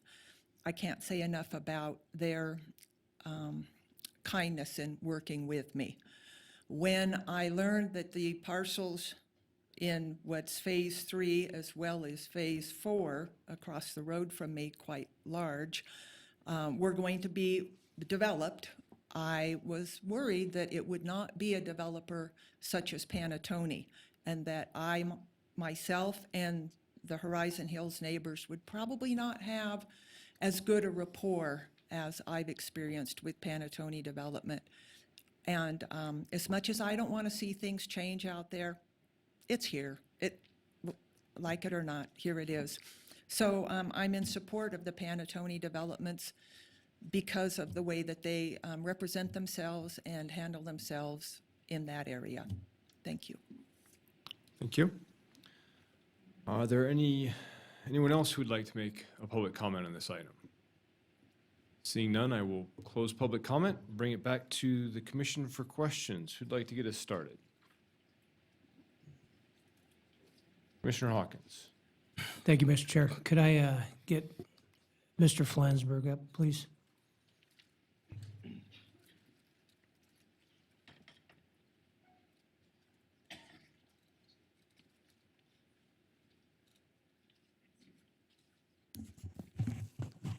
Mr. Flansburgh, could you explain to us how that Tum Wharf line's going to go from this development? Certainly. For the record, John Flansford, Director of Public Works. The project that we're working on is at Lemon and Buck, and we're looking at taking off flow that's currently going into that line, which flows down to Lemon Valley Plant. We're looking at taking that, tying it over to our existing sewer system, which will go to our existing Buck lift station, and take that flow over to Tum Wharf. We have the project nearly designed. In fact, we're in right-of-way acquisition right now. Should have it completed within the next 30, 60 days and go out to bid and then have it constructed. So that's generally what's happening. It'll gravity feed down to that location all the way to the Buck lift station, and then be transported in our existing system in the North Virginia Interceptor all the way to Tum Wharf. Thank you. Thank you, Commissioner. And if I could just make a clarification, it was stated 500,000 gallons. It's really right now it's flowing about 70,000. I think at build out it's about 250. We're working with the applicant's engineer on the potential for whether or not we may have to upsize a line underneath 395. They'll be part of that flow going in, but those are just some of the overall details. Additional questions? Commissioner Gower. Thank you, Mr. Chairman. Traffic question. I'll start with Andy. Andy, I know we're looking at multiple phases here. Can you give us an idea of the timing of this phase 3? I'll probably ask a similar question with phase 4. When the traffic that's anticipated with this project is going to come online relative to what the RTC is planning for roadway improvements on North Virginia, so we can have an idea of what some of those potential short-term versus long-term impacts might look like. Sure. So a couple things. To clarify, some of the original improvements that were made to the Lemon interchange and to Lemon and Virginia were made as part of phase 1 of North Valley's Commerce Center. I always want to call it North Virginia Commerce Center. North Valley's Commerce Center. It was the original stop sign, a turn lane. It was some minimal widenings, right? There's obviously been more work that has gone on that RTC is engaged in after they conducted their North Valley study. So yes, there are improvements that are kind of coming online, in a series of improvements that are coming online. So to answer your question as far as when this traffic comes online versus when, say the widening, I think, of North Virginia, what you had asked for, the traffic from this project probably comes online sooner, just because if you look at the timeline for, this special use permit, if it's approved tonight, we have 18 months to submit our permits, and then, you're looking at probably another 18 months of construction. So, 3 years or so to get this built, probably call it 2 to 3 years to get this built. So that project's going to come online first. The turn lanes and XL decel, those things that can be done on the kind of edge of the road will be done as part of the project and built out. And then long-term, like I said, with this phase, we'd be paying into the Regional Road Impact Fee Program, and that money can then go towards those more, kind of bigger projects in the area. Just kind of on order of magnitude, the entire NVCC project is paid, upwards of $4 million in regional road impact fees when you look at all the phases. So, considerable investment into the area. I see Lauren Chilson has come up behind me, so if he wants to add anything to traffic, he's the traffic engineer for the project. Yeah, and maybe Lauren, since you're there, I mean, the question that I'm getting at here, and Andy answered most of it, but you're looking at multiple phases, not only of this project, but just a lot of development in general going on out there. I mean, it's not a new theme, right, in the North Valleys. So trying to get the sense of, when you do your traffic studies and you look at, just this singular project, I mean, how do you kind of take a step back and look at, okay, I've got all this other stuff going on. What is this project going to do relative to that whole traffic landscape, if you will, in the North Valleys? Yeah, you're exactly right. Lauren Chilson, Traffic Works for the record. We've gone above and beyond with this study for phase 3 and for phase 4. And actually in the analysis studied the 10-year background traffic that was evaluated in the North Valleys regional study. And then we added on top of that, phase 1 of of the NVCC projects, phase 2, 3, and 4 all cumulatively on top, so that we make sure we've covered everything there, in addition to another smaller industrial project that's just a little further up Virginia Street. With all of those projects combined and the background traffic, we have acceptable traffic operations. Now that assumes a traffic signal at Lemon and Virginia, which is currently in the 90% design stage with the RTC, and at this point is projected to be built next spring. So the interchange was just recently signalized. The new traffic signal at Lemon, Virginia will come on in about a year, and that's ahead of any of these, either phase 3 or phase 4 coming online. So we're really, in fact, ahead of the game with relation to these two projects. When you say acceptable, can you just define? Sure, better than level of service D or better at all of the study intersections, which were Lemon, Virginia, Doubleback in Virginia, Stead in Virginia, the project entry points, which are all being improved by Panattoni. Okay, thank you. Mr. Chairman, if I could, if I could stick with the traffic theme and just ask a quick question of RTC staff since they're here. I think that's a I good know, idea. it'd be They've so been waiting rude. so patiently. Hi, Hi, Julie Julie. Masterpool with RTC. I'm in the engineering and the impact fees, and also we have Swin Wang, our senior technical planner. Great, thank you. Question I want to ask is, without going into the, really the nuts and bolts of the regional road impact fee program, just give us an idea of what this project that we're looking at here, just phase 3, and kind of all the phases in general of what that contributes to, I guess, in terms of funding and what that translates to in terms of road improvements. So we can get an idea of that nexus. I know it's not a one-to-one, there's a lot of factors involved, but Right. Basically, impact fees are based on the type of land use and the amount of traffic that they generate. And I believe Lauren, or it was Andy that mentioned the Panettone developments and as a whole contribute about $4 million in total for the impact fees in that area. And that can be some of the improvements that were already built, the intersection improvements that Andy mentioned.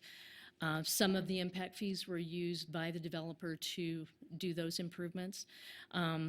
The remaining cash that comes into the system does go into the RTC North Service Area, which can be used anywhere in the North Service Area. It's not typically restricted just to improvements on North Virginia, just mainly because of timing. We not only do we have impact fees, we have fuel tax, we have NDOT state money that we can contribute to all of our projects. In this case, the North Virginia widening is in that 2022 to 2026 timeframe. And since it was just recently put on, we really haven't done any thorough analysis. We've only kind of done a 50,000-foot look at what the cost of widening North Virginia from Panther all the way to Stead, which that's a much larger section than just what we're talking here with Lemon to Stead. And I think the overall project is maybe in the $35 million range, is what we anticipate. But, obviously it'd be something much less for the section from Lemon to Stead. If you have anything else.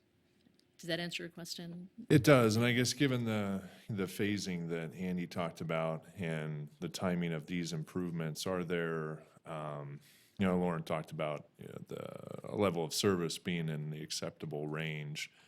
Obviously there's kind of what the level of service is telling you, and then you're sitting at a stoplight or stuck in traffic for a while. Are there, from the RTC's perspective, measures that can be put in place kind of in that interim time frame between when projects come online and when improvements are made, and what do those look like? At times we can do some interim improvements before the larger project, or we can break it up into smaller segments for, let's say, just the North Virginia. Our North Valley study looked at the overall North Valley's area, and we came up with a series of improvements, both at intersections and some widening, some signals. I think the signals might help to some degree in this area, which we're going to be able to have in place before this phase 3 comes in. So that will at least break up the traffic so we can allow those left turns and movements. We'll continue to look to see if there's some interim improvements that we can make sooner than later. We are in some discussions. The City of Reno staff has reached out to RTC about one of the other developments and trying to, they have proposed to put in the additional turn lanes along their frontage, and to see how we can make that fit within what we think is the future corridor in there. We have some challenges because there are some major utility overhead lines that are along both sides of the road. So we really need to take a thorough look at it to see how we can fit in this widening that we're planning. So hopefully we can do that with some of these projects that come through. Great, appreciate that, thank you. Thank you, Mr. Chairman. Thank you. Any additional questions for RTC while they're standing up? Okay, thank you. Thank you. Appreciate that. Additional questions from commissioners? Commissioner Hawkins. Thanks, Mr. Chair. Mr. Flansburgh, one more time, please. Just a little bit ago, one of the members of the audience talked about storm water. How's that going to affect that Lemon Valley Drive, everything coming down the hill from Panatone down into that new culvert that's so huge? And then if it does reach there, what can we expect? Okay, for the record, John Flansburgh, Director of Public Works. I know that a lot of the flows that we have coming into that area now come out of Golden Valley. And not having it right in front of me, I'm not exactly sure of the flow paths of the drainage that comes off of the, we'll call it the south side of 395, and where each and every one of those crossings are. Certainly, I'm aware of some of those crossings. So I can't necessarily speak to the drainage issue other than to say that the retention requirements are on site and will be built and will meet the standards that we have for that enhanced area of anything in our closed basins. With that in mind, and we're still talking about those culverts on Lemon Drive, could you explain to some of the audience how that's going to affect them overall? Yes, I'd be glad to do that. So the widening or the widened area on Lemon Drive that has for storm drainage, and then that storm drainage, the intent is for a majority of that drainage coming down Lemon Drive to turn into the Logistics Center and then tie into Swan Lake through that area, which has a lot more storage involved. The other thing that does is it takes about 200 homes out of the 100-year floodplain. And so there's drainage, so that drainage will actually have a larger community benefit for what is being planned there. Obviously, that's aside from the development we're talking about tonight with Panatone. Thank you. Commissioner Marshall. Question for Andy. This has to do with condition number 9, which has to do with the sewerage, sewer flows. Would you be opposed to amending that condition so that it states that the project shall convey to Tum Wharf instead of just making express the design of what you're saying? Looking at my client, just give me 1 second. Number 9. If that's the appropriate spot.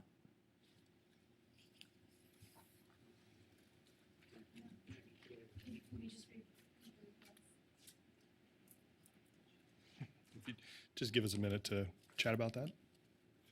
That is Thank the you. plan, but putting it in a condition obviously is a serious commitment. Right. So And a question for Claudia, would that be something that the city would be all right with, saying this sewage goes to this particular spot? No, I don't think that's appropriate this time, and I would let Mr. Flansburgh jump in if I'm overstepping my bounds, but I don't think we would want to lock in this project to a specific site. Should design concepts change during the finalization of this project, I would think we would want flexibility for the Public Works Director to make those decisions as appropriate. The Planning Commission are not the experts on capacity at the plants, and I would leave that up to the Public Works Department to make the appropriate decision at the appropriate time. So essentially, it would be up to the Public Works Director as to where to route this sewer or the sewage from this? Yes, he would ultimately be in charge of monitoring where that would go and where the appropriate flow would go. It's not up to the Planning Commission to determine that, but I'll let Mr. Flansburgh jump in if he needs to. For the record, John Flansburgh, Director of Public Works. So both options that were listed out by the applicant would end up going to Tum Wharf. So whether or not they ended up tying in and this tie over goes to the to Tum Wharf off of Buck and Lemon, or whether they ended up building a separate a lift station and using the force main that's already in place, which was shown, I believe, by a red line on the roadway segment that was in part of the presentation earlier tonight. So both those options would be Tum Wharf. If we did not do the cutover, the current place that sewer flows would be to the Lemon Valley plant. It is anticipated, there's a couple options out there, and we haven't landed on the exact solution, whether or not the Lemon Valley plant is going to be decommissioned in, say, as much as 5 years, and the lift station and that flow going to the Reno Stead plant or not. Those are some of the discussions I've had with Washoe County. But in terms of these properties, it looks like the best option is going to be for them to flow to Tum Wharf through the project that we're working on, Lemon Buck. Okay, can I just keep you there for a second? You said it looks like at this time the best option is, but you essentially want to retain discretion to put the flows where you think is best? Is that what I'm understanding? We want to make sure that we're going to put the flows where they're feasible to go. Our design is at a 60+% level. We are in negotiations with property owner for easements. We've already potholed and make sure that we didn't have any major utility, fiber optic or other items that would be difficult. So it looks very promising that this is going to happen, that we'll end up acquiring those easements. But until those easements are actually acquired, I would not want to commit. Thank you. Additional questions? Commissioner Weisky. Thank you, Mr. Chairman. Andy, can we talk about building height for a minute? Can you describe for us the height of this building in relationship to existing surrounding property owners, commercial or residential, and how this project will or will not affect their existing views? So this is, I think the gentleman that spoke is in the Horizon Hills, which is to the south of us, across Virginia Street and across what you'll see in the next Phase 4 project. So there's a considerable amount of distance separation between this Phase 3 and that. This site does kind of sit down in a little bit of a depression, so it is a little bit lower than North Virginia Street. The building height is very typical of this type of use. It's 40-foot tall building. So there would be some blockage, I suppose. We did not look at a view shed analysis of this because, quite frankly, we don't feel like there's a lot of views that would be blocked, because the building is in close proximity to a bus yard and the interstate. So we're kind of, you'd be blocking views of the interstate. I Okay, suppose. so let me change the question for you then. Then maybe this will help. The project is item F in our findings. The project does not create adverse environmental impacts such as noise, smoke, glare, dust, vibration, fumes, or odor which may be detrimental to or constitute a nuisance to area properties. And H is the structure has been designed such that the window placement and height do not adversely affect the privacy of existing residential uses. So you have not done a study to know whether it happens or not, is what you just said. Well, no, but looking at the site design and just the nature of the building, there aren't windows really. I mean, you have very few windows that are on the Right, but offices. does the building? What's that? Does the building affect it, the height of the building? No, it would not, because we've got. But you just said you hadn't done a sight line, so how can you Well, because guarantee me that? We use our professional judgment, right? I mean, we do this for a living and obviously look at this on a number of different sites and different constraints and different aspects of it. So from our professional judgment, no, we would not typically do a view shed analysis for a project that sits down in a depression next to a highway. Okay, thank you. Additional questions? Discussion. Who'd like to start?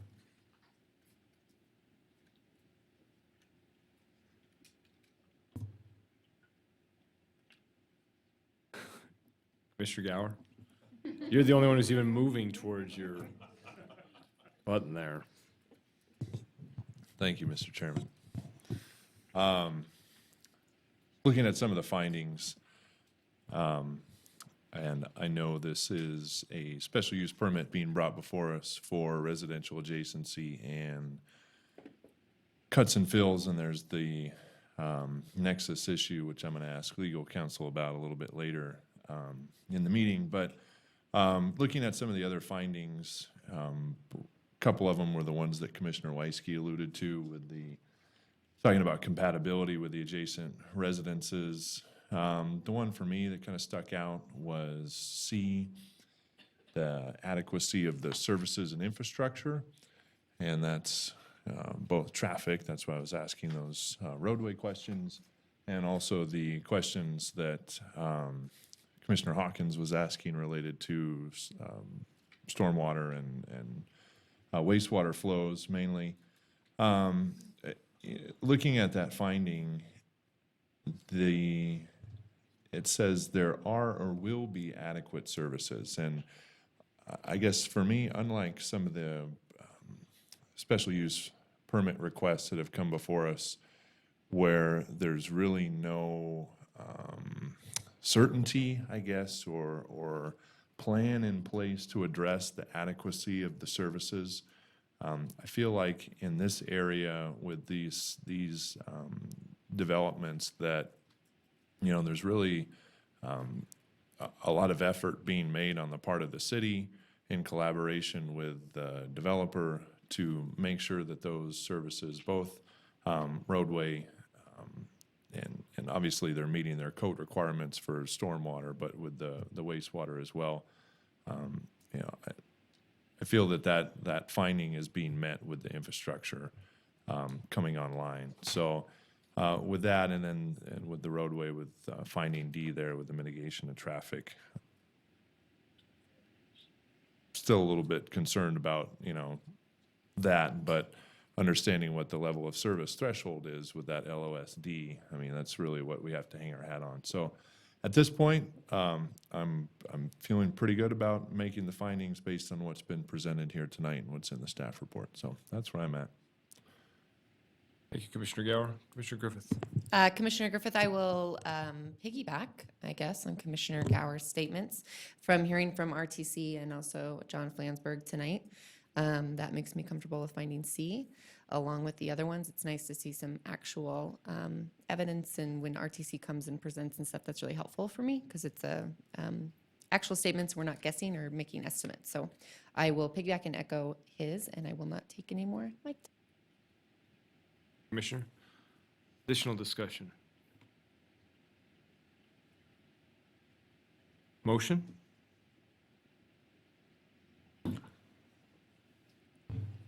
Mr. Chairman, I'm ready to make a motion if no one else is. Commissioner Gower, nobody's pushing their button as fast as you this evening, Oh, so. I'm on it tonight.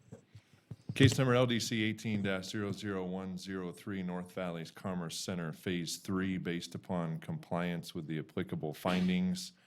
I move to approve the special use permit subject to conditions, and I can obviously make all those findings, particularly findings C and D, which I mentioned.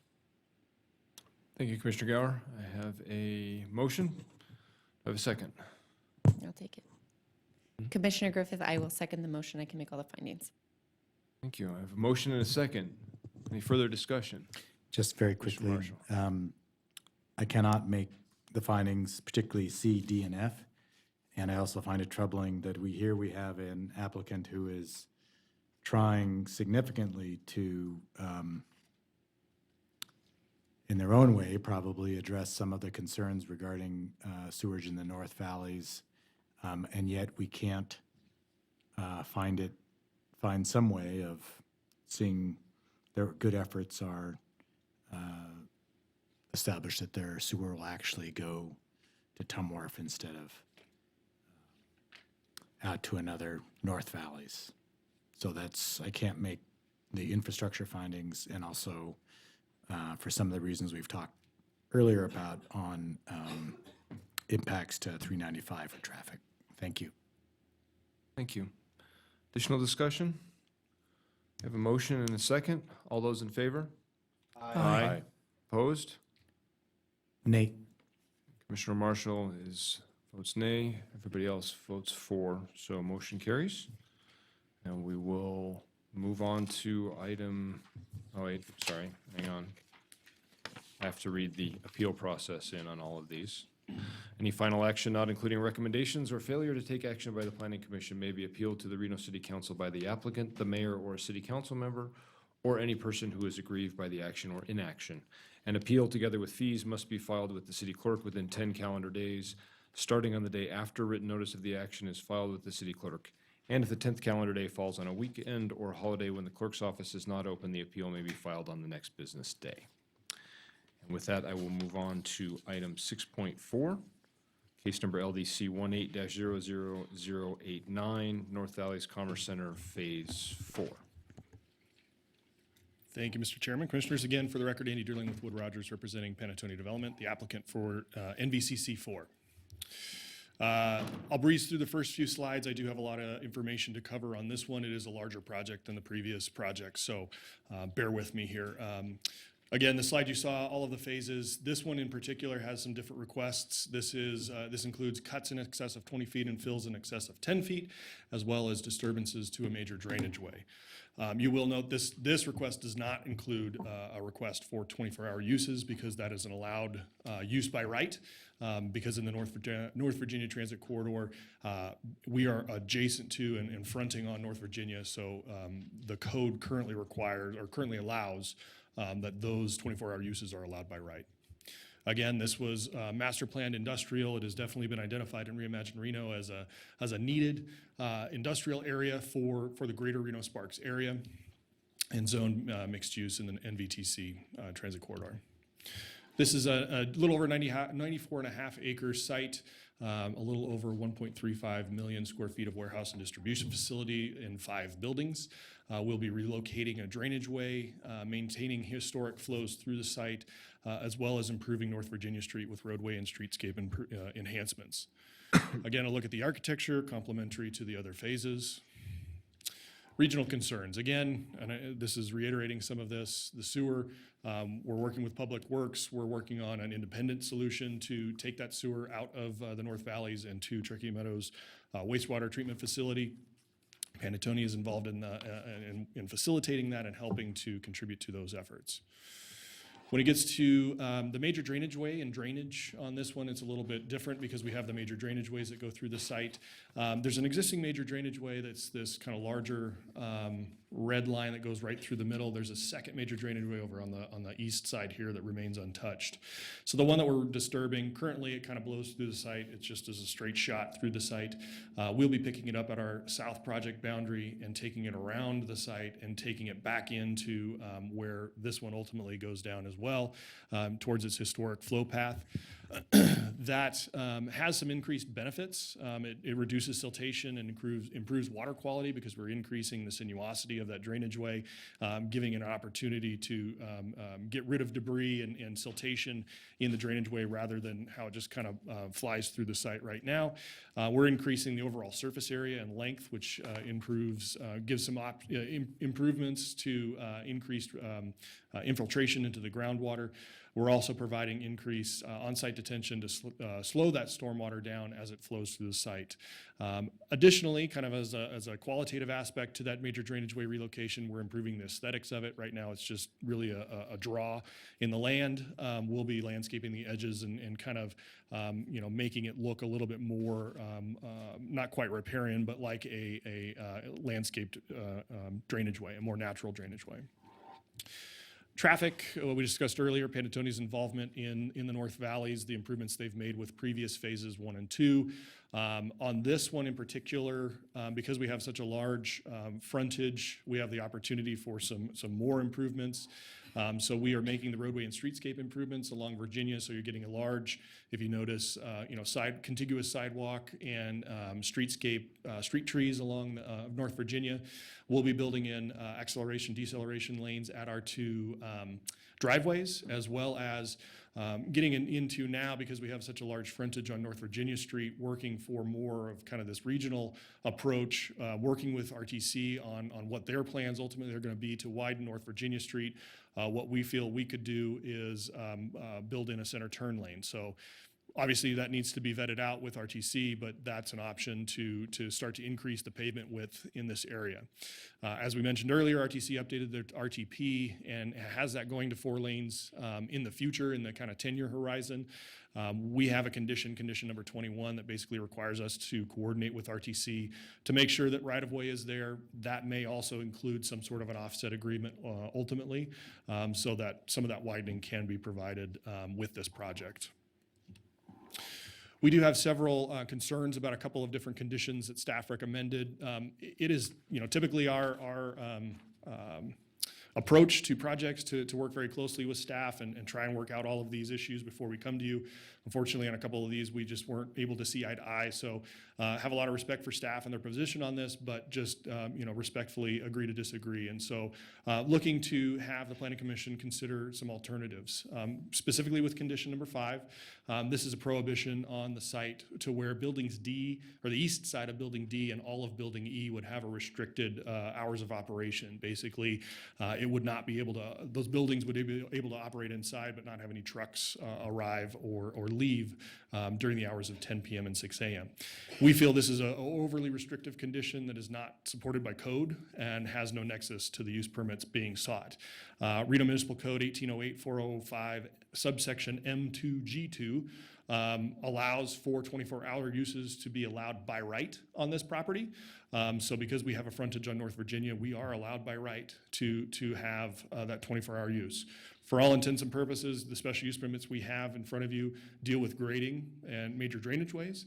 If we had different topographic considerations on this site, we wouldn't be here tonight. We would be straight to building permit, and there wouldn't be an argument on how the hours of operation could operate on this site. Additionally, the mixed-use zoning districts are exempt from special use permits relative to non-residential development adjacent to residentially zoned properties. So again, you don't see a special use permit in front of you dealing with residential adjacency special use permit. I do want to add, Reno Municipal Code 1812-304 is the residential adjacency standards. Those do apply. So those deal with height to setback ratios, noise at the residential property line, light at the residential property line, those kind of more technical aspects of having non-residential uses next to residential. So that still applies, and we feel like we are not only meeting it, but exceeding those standards. There's an existing history of industrial uses in this area, and as I mentioned earlier, this area was master planned as industrial in Reimagine Reno, and that was kind of part and parcel to some of the regional studies that were going on that identified the need for more industrial land in these areas. RMC residential adjacency standards, as I mentioned, apply. They deal with the horizontal setback of buildings to existing residences. We have a considerable amount of vertical and horizontal distance separation. So where code requires a 1-to-3 height to setback ratio for these buildings, that equates to a 100-foot setback. For building D here, we have a 207-foot setback, and we have 30 feet of grade difference. This site sits 30 feet below the residences. For building E, we have a 170-foot setback, which ultimately, and also 30 feet of vertical difference at this southwest corner. So in both cases, that's kind of nearing a double the code required setback for this location. We conducted a noise study. The noise study found that there would be a need for an 8-foot barrier between this project and the residential to the south of us. So we employed a context-sensitive design where we oriented the truck traffic and building E here such that that truck traffic and those truck docks are pointed away from the residential, so really mitigating that with the actual design of the project. The plan provides for a 30-foot grade separation, as well as we built in a 6-foot screening wall here for a nominal 36 vertical feet of separation to screen that. In addition, we propose to add a 6-foot screen wall directly adjacent to the truck docks for building D on this east side, and proposed a 10-foot landscape mound. So now we've got sort of this double layer of screening between, directly adjacent to where the trucks are and then up on the hill closer to where the residents are. We put this in front of our noise consultant, and he felt very confident that that would be an appropriate and necessary mitigation to address, fully address and kind of over mitigate those concerns. We also are going to volunteer a couple of conditions tonight. The first one, which we would propose, is voluntary condition number 32, that the applicant shall construct a minimum 6-foot tall berm located along the eastern portion of the site between building B and E. The berm shall be constructed prior to any nighttime construction activities as described in condition 31. So here on the screen, you'll see this berm around the side. So now we're getting this kind of solid 6-foot screen between the wall and the berm, this combination along the whole kind of south and east side there. That was born out of our work. We conducted a neighborhood meeting back in June, and that was, and continued to work with some of the neighbors, and that was one of the concerns and one of the asks from them, so we're willing to volunteer that. So our overall mitigation strategy consists of a context-sensitive design, double the required code setbacks, 30 feet of vertical separation, a 6-foot screen wall at the south boundary, an additional 6-foot screen wall at the truck docks, a 10-foot landscape mound, and a voluntary condition to construct a berm along the east side of the project. We did do a viewshed analysis with these. This is looking into the site without the screen wall along the south boundary, and this is with it. The buildings you'll see virtually disappear. So getting to some of the findings that you have to make, there are no windows that are looking from the site into the residences. There's no issues of privacy because we have such a grade separation, as well as these the wall, the screen wall going in as well. So this is moving kind of eastward down the existing residences, looking into the site from their view. So what we propose on condition 5 is not necessarily just totally getting rid of it, but augmenting it to be consistent with the other phases of NVCC. So this proposed condition, there should be no outdoor loading or unloading on the east side of building D. Again, building E, we feel because of the design of it really self-mitigates itself. So building D, between the hours of 11 p.m. and 6 a.m. 7 days a week, all loading and unloading of trucks that occur between these hours on the east side of the building shall occur between an enclosed container trailer and a sealed dock door. Sign stating this prohibition shall be posted. We feel this is an appropriate condition given the physical mitigations that we've demonstrated in our site design. It's also consistent with the other phases of North Valley's Commerce Center that now 3 phases have been approved. And it also ensures that no outdoor activities other than truck arrival and departures are taking place during those hours.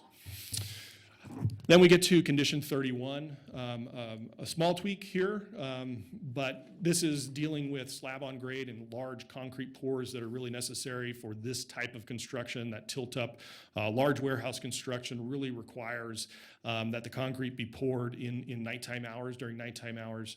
So we work closely with staff on this. There's a number of things that we had kind of proposed that are in here and work closely with them, but where we kind of missed it and didn't agree totally is on the total number of weeks that this work would occur.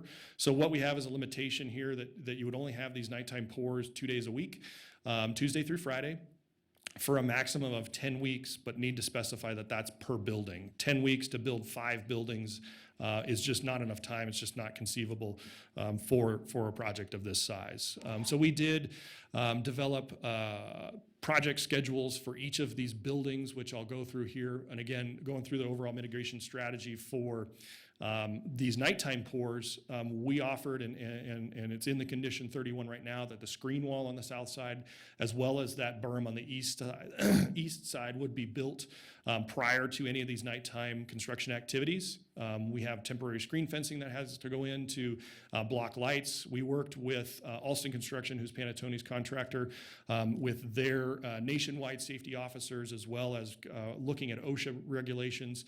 We feel like we can disable the backup alarms on the concrete trucks themselves because, and those can have flaggers with them for safety, but some of the other equipment, obviously loaders or forklifts, things like that, just from a safety and a legal perspective, needs to have their backup beepers on. So we feel drastically reducing the number of pieces of equipment that will have backup alarms on them. And then we limited it to 2 days per week, and again, 10 weeks per building. So looking at buildings A, B, C, D, and E on the construction schedule that Alston worked up, 11 pours for building A, roughly 6 weeks. For building B, 11 pours, similar size building, 6 weeks. Building C is the largest building, 15 pours at 8 weeks total. Building D, 14 pours at 7 weeks. And then building E, which is the smallest, would be 7 pours at 4 weeks. So you see the 10 weeks obviously gives us kind of some flexibility in there. Really, we need kind of that buffer because things happen, right? There could be a situation where, the concrete batch plant goes down, there's trouble with concrete truck delivery, something like that, or weather. There's a weather anomaly or something that causes a delay in the construction. So we need a couple week buffer, we feel, on each of those. We also wanted to add in voluntary condition number 33, again, working with the residences. They expressed a concern that this neighborhood only has one way in and out, Seneca Drive. And so we will be constructing, with the rerouting of this minor drainage way on this side, we have to build a maintenance access road along the side of it, as is required by the Public Works Design Manual. So what we have offered to do is at the end of Mohawk Lane here is provide a culvert across the drainage way to link into that maintenance access road. It'll be a gated emergency access. So in the event of an emergency, those folks in the Horizon Hills subdivision there have a second means to get out should they need it through our project. So I won't read the language for you, but, well, I will. Applicant shall construct a gated emergency access from the end of Mohawk Lane connecting to the maintenance access road for the drainage ways located along the southern boundary of the project site. Again, just reading that in for the record. So just to summarize, the North Valley sewers issue is addressed through rerouting to Tum Wharf. Our storm drain detention retention is provided in accordance with code. The rerouting of our drainage way provides more length, surface area, and sinuosity for greater water quality. Our traffic needs are addressed adjacent to the property with the addition of some increased coordination with RTC and the city of Reno on some other regional approaches. We are requesting the modification to condition number 5 to reflect our mitigation measures and to remain consistent with code and other phases of North Valley's Commerce Center. We request a modification to condition 31 to reflect a more realistic construction schedule, and then add in conditions 32 and 33, which are voluntary. So with that, I would be happy to answer any questions. Thank you, Andy. We'll turn it back over to staff first. Nathan, welcome back. Thank you. Good evening. For the record, Nathan Gilbert, Associate Planner. Staff generally concurs with the applicant's presentation. I'll get straight to the point on condition number 5.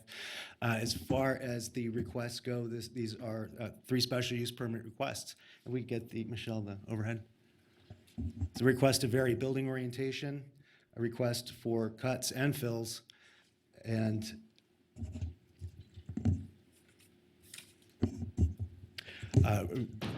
request to disturb a major drainage way. So while there's not a special use permit specifically triggered for residential adjacency, the request itself has robust discretionary review being requested. And they're requesting to modify a major drainage way. Over 20%, almost 20% of the site has significant cuts and fills reaching upwards to 30 feet. The intensity of this site would not be facilitated without these discretionary reviews, which have specific findings, residential compatibility, and environmental impacts. And so that's where staff is reaching for nexus on condition number 5 and number 31 in particular.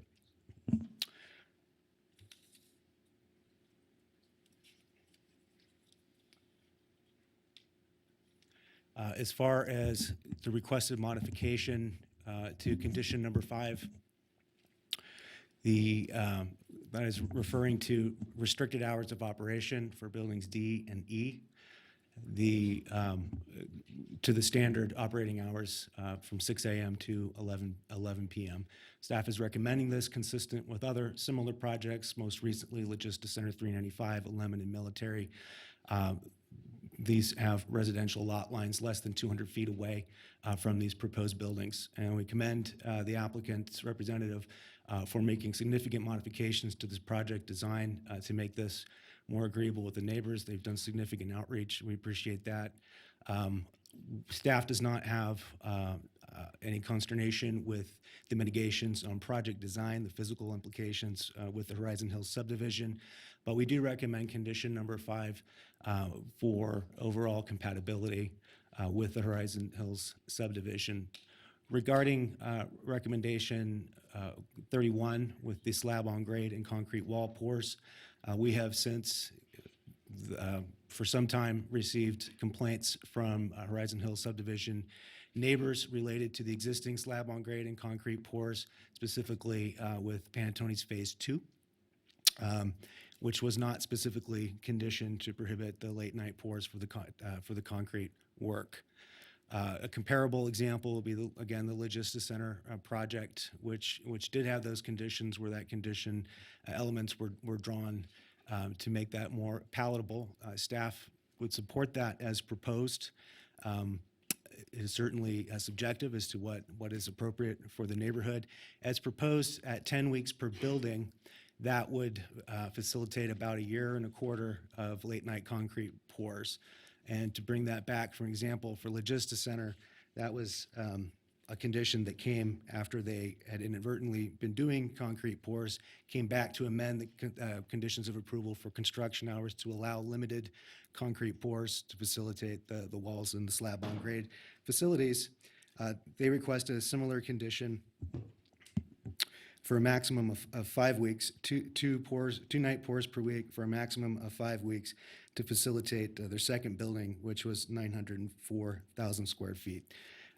So comparable, and that's where staff's recommendation is coming from in taking the neighbors' concerns for the impact on their quality of life. Staff's available for any questions. Thank you, Nathan. I have several requests to speak forms on this item, but before we go there, I'll ask the Commission for disclosure, starting with Commissioner Weisky. Thank you, Mr. Chairman. I visited the site, spoke with the applicant's representative.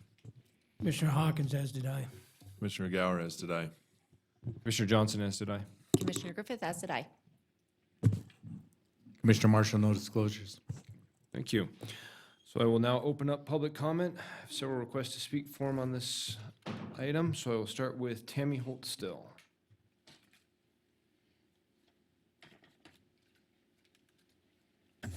Tammy Holt-Still, Lemon Valley Swan Lake Recovery Committee for the record. I'm speechless at this point. Warehouse after warehouse after warehouse for distribution, manufacturing, but yet there is not a Costco, Sam's Club, something for the residents out there. The greed that is before me here is just sickening. They want to disturb an area that so they can make it so that they have more buildings on this site instead of leaving the natural drainage the way that it is and doing cuts and fills. We have enough issues in the North Valleys as it is. Some of you live out there. And you should be saying, wait a minute, we have enough problems as it is. You have a lake that has got algae in it that isn't supposed to be a wet lake. It is called a dry lake. Having all of this stormwater runoff, because I've already proven to you that your codes for the city of Reno are useless because Amazon and the warehouse between Military and Lemon did not work. And all of their water went down to Swan Lake. You add in all of the homes that you're putting in on top of it, the city of Reno needs to stop and look at what they're doing and quit just shoving shit in. I'm angry right now. And I'm disappointed in this board. Even though these people think they're doing something that's supposed to be great for all of us, well, it's not great for all of us. From my home, I'm going to see half of their building out in the back of Lemon Valley, just like I see the lights from Amazon. I don't see the mountain anymore. All I see is these big, huge buildings from the back of the valley. Come to my house, I'll show you. I'll be more than happy to take you around. I'm really disappointed in all of you. Thank you. Next is Jay Gibbs.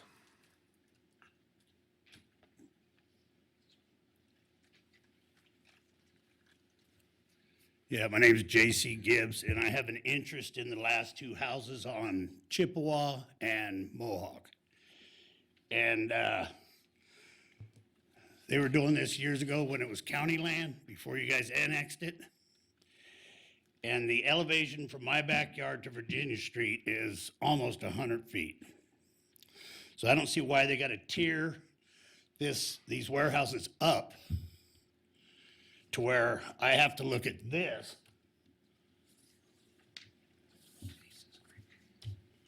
This is my backyard. This is side A, taken from my backyard. When I've been looking at this for the last 25 years. So if they lower it, you know, do more than 20 feet, do 40 feet, you're still above Virginia Street by 50, and then we won't have to look at any of this. So, see, this is my view now. And if they can do it lower, be less drainage, and it just, I don't want to look at this out in my backyard. I bought the house because of that. If I lose that, that's going to drop my property value a lot. So, and then the traffic, I don't know how many square feet phase 2 is, but their little turn lane will barely fit one semi truck with a 50-foot trailer. And so when that opens, how are they going to funnel all those trucks in on double back? So you just need to take in consideration the traffic and the elevation that they're going to build this in. Because am I going to get anything for losing my view? Because that will drop my property value on both properties. So that's all I got.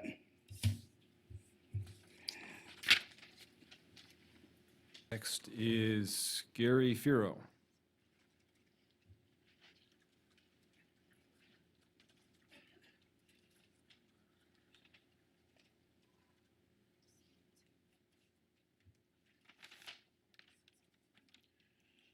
Thank you, Commissioners. You already have about a 4-page letter of my concerns about what's going on this property.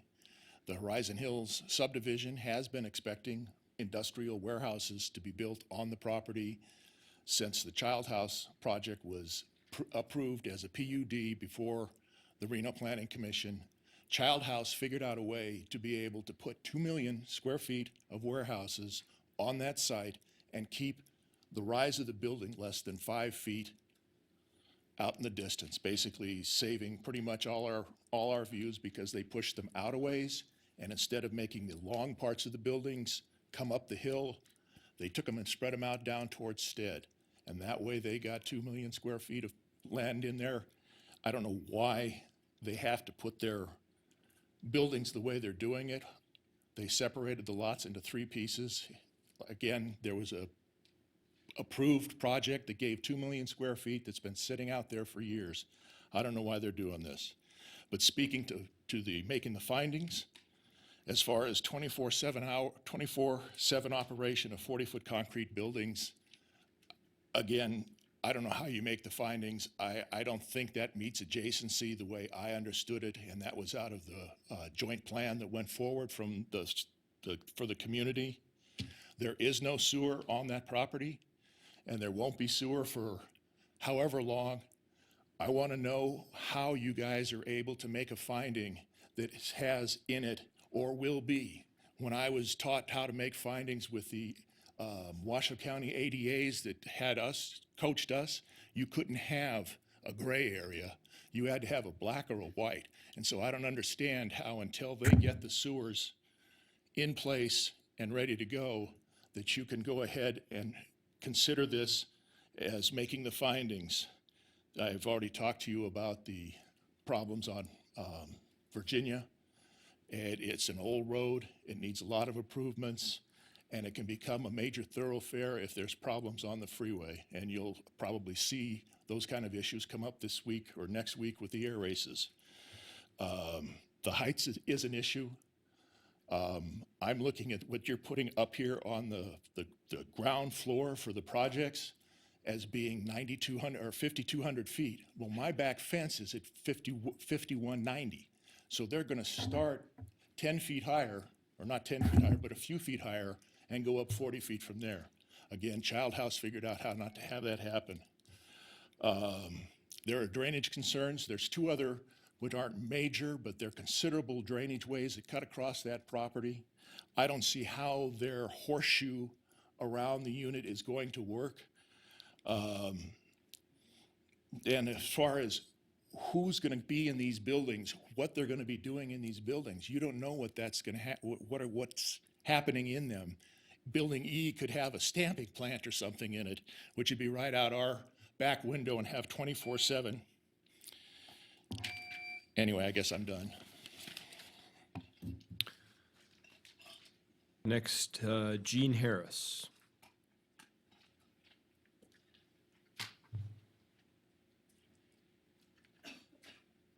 Hi, Jean Harris, North Virginia Street resident. Much of what I've said earlier regarding Phase 3 and Panettone's willingness to cooperate does apply to Phase 4. I know the view shed is completely impacted by this, and again, I understand we all move there enjoying our rural lifestyle and the open spaces. As Mr. Fierro mentioned, that property has been zoned commercial, industrial forever when it was still in the county. I think we all knew sooner or later something was going to come out there. If we didn't know that, we weren't doing our due diligence prior to purchasing our neighboring property. I'm sorry to see the landscape changing there. All I can say is that my experience with Panettone has been probably as good as it gets working with a developer, and as a just simple individual and one residence, they really did take care of me, and I'd like to think that they will do the same for the numerous residents in Horizon Hills. Thank you. Danny, it says you do not wish to make a statement? No, I do. Okay, you're next. Danny Cleus. Danny Cleus for the record. Earlier this year, y'all had a workshop that I visited. You guys took down notes of what you were going to consider before any building was supposed to be out there. One was traffic on 395. One was storm runoff. One was sewer. Well, we all know the Stead sewer plant's not going to get fixed for another 15 years. That was brought up by Councilman McKenzie, coming right out of Public Works. Nobody's addressed that lake yet. Nobody has. Your sewer system sucks. Our roads suck. I'd like to see RTC actually live out there and deal with this crap. It is not fair to the residents. Developers have the money. Yay. It's their right, they say. No, you bought a piece of property. That's your right. It doesn't give them the right to build or do whatever the hell they want, because I can't do that on my property. And that's unfair. Impacts.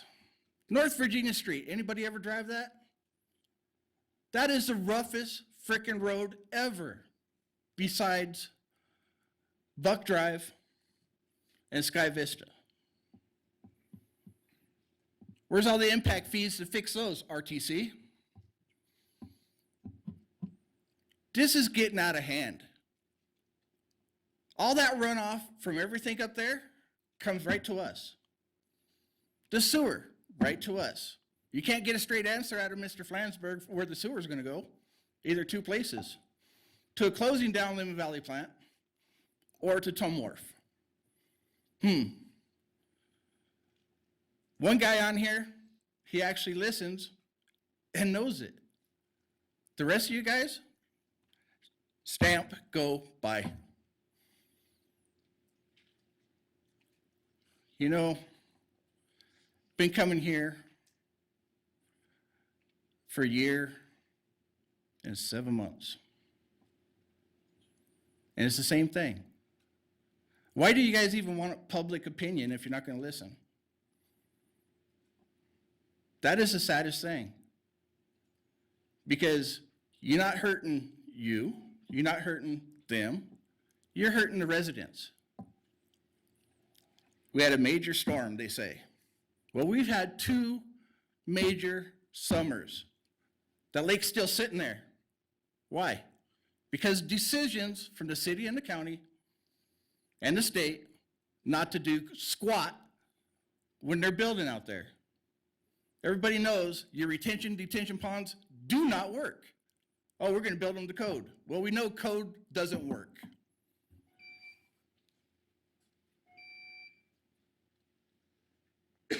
Kevin Sigstad.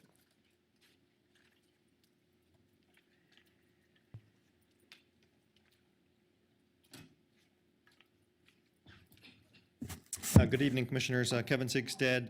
I own a couple of parcels to the west of this proposed development, just prior to Stead Boulevard as you go west. I've had the pleasure of watching Panattoni go through the development process of NVCC 1, 2, now 3 and 4, and the way that the projects have been designed. They address the runoff issues significantly to positively impact the runoff versus how it is existing today, where there's no impediment to the water running off the hill down into the valley, bringing all of the silt and debris that they've talked about. I was pretty amazed to see how they had designed the major drainage way in NVCC 1 around the property and mitigated the speed of the water as it came around the property and came down the mountain to positively impact the runoff, as opposed to, as been alluded to here.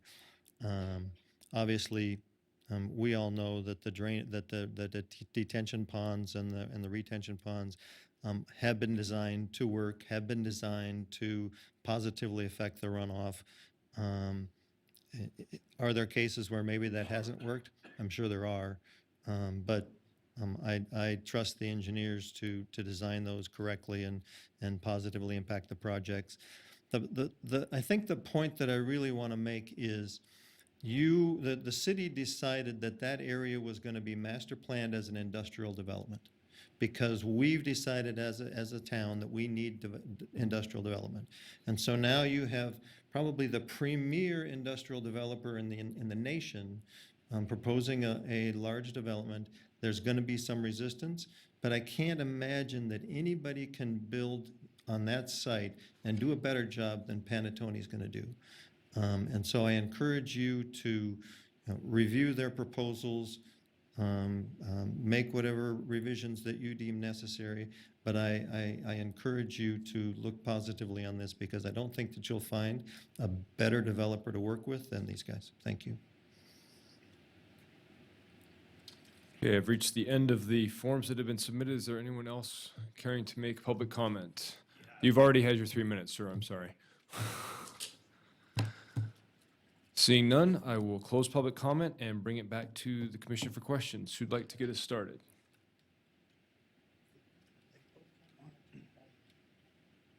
Commissioner Weisky? Thank you, Mr. Chairman.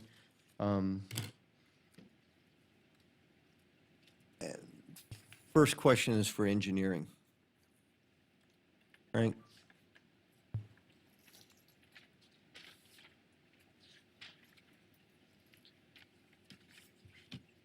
We're hearing from the community that the retention and detention ponds that have been put in place over the last few years aren't working. Has the city gone out and reviewed during or after storms how these detention facilities are working? Good evening, Commissioners. Frank Peralta, Associate Civil Engineer for the record. I have not personally done so. I believe we have a couple of inspectors. Janelle, have you? Okay, so the answer is no. No. Okay. For the record, John Flansford, Director of Public Works. So The question in regards to have we gone out and looked at how these are functioning after storms, before and after storms, we do have inspection that is going out there and taking a look. We've had some of our engineers specifically because of some of the questions that have come up from the public in regards to the detention basins, how they are working. And so we have gone out, we have observed what is happening. We found a few areas that needed some improvements in terms of how they are working, but we have found that they do work and that they are retaining water.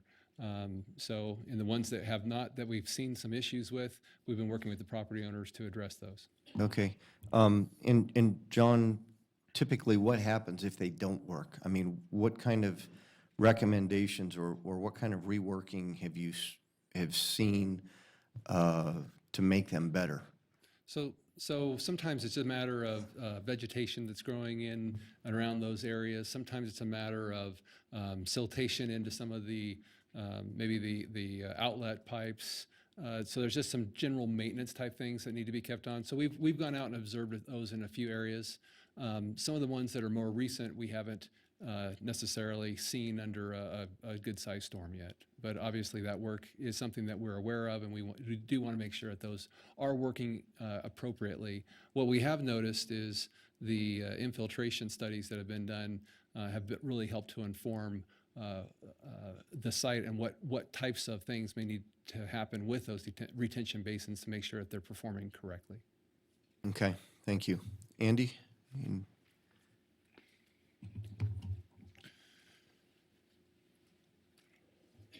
Part of what you're asking for tonight is a request for grading with cuts in excess of 20 feet and fills in excess of 10 feet.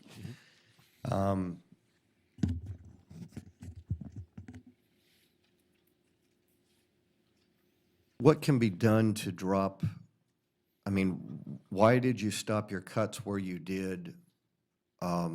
And the elevation of the buildings closest to the existing residents are as high as they are and taking away view. So they are 30 feet below those existing residents. So buildings D and E are graded to be 30 feet below those existing residents to the south of us, or yes, to the south of us. So 40-foot building, you're got basically 10 feet, which I feel is, a very substantial lowering. Okay, but didn't your photograph show the height of the building above the fence, which is above the sight line? Yes. So for you're those seeing residences? yeah, you're seeing just a little portion of that site. You're going to see a little top of it, right? Let me pull that out. It's okay. Thank you.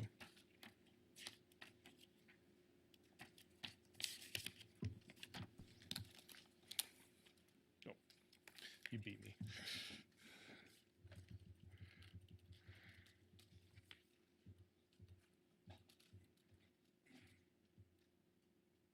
So here's the view from basically the end of Mohawk.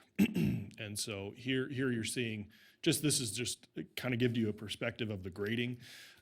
You'll see the vegetation, and then when you add in the 6-foot screen wall, you're seeing the top couple feet of the building, but for all intents and purposes, that building is fully screened. So what does it look like now when you don't have the top of that building there and you don't have that fence there? There's views across the valley. Okay. But I'm talking to Andy right now. Thank you, sir. Appreciate that information. But I would add in that code and even supported by state law does not protect views. Your findings are relative to privacy. So when you're looking at this, there are not views into the residential from the those commercial uses.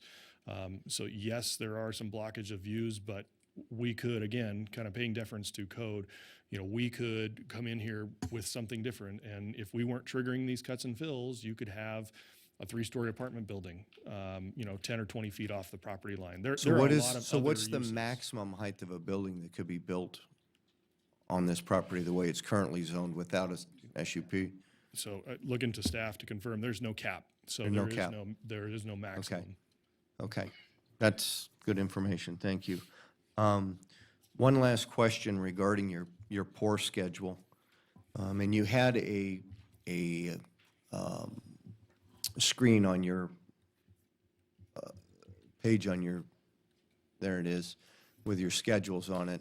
So Building C is your largest pour, that's at 8 weeks, right? Correct. Okay, so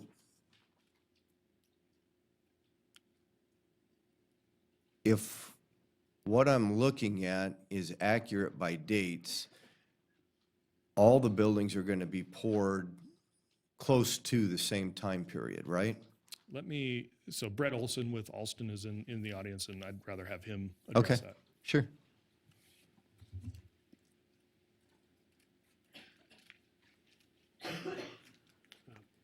Brett Olson with Alston Construction. So to answer your question, that the way the schedule's just preliminary, just picked a date as a start date for all the buildings, but the intent of Panattoni is to build the buildings in phases, possibly 2 or 3 buildings at a time. So the schedule's really not appropriate because it shows it being built simultaneously. Well, that schedule right there, that picture they have right there is just for Building A. So Okay. I was just trying to demonstrate the number of pours for each building, but if two Just for buildings just for Building A. correct. Okay, so you're gonna build one building at a time. So this, No, well, the intent is to do 2 or 3 at a time. So Okay. those would be concurrent pours. But if we're only allowed to pour twice a week, some of those pour dates may change to stagger a little bit depending on the building. But the intent is 2 to 3 buildings at a time. okay. Thank you. Thank you, Mr. Chairman. Commissioner, additional questions? I'll jump in real quick. Nathan?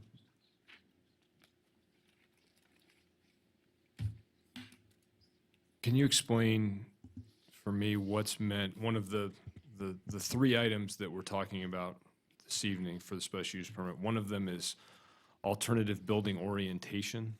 Can you explain to me what we're looking at there, why that's an item as opposed to what we would be maybe anticipating that wouldn't require a special use permit for that?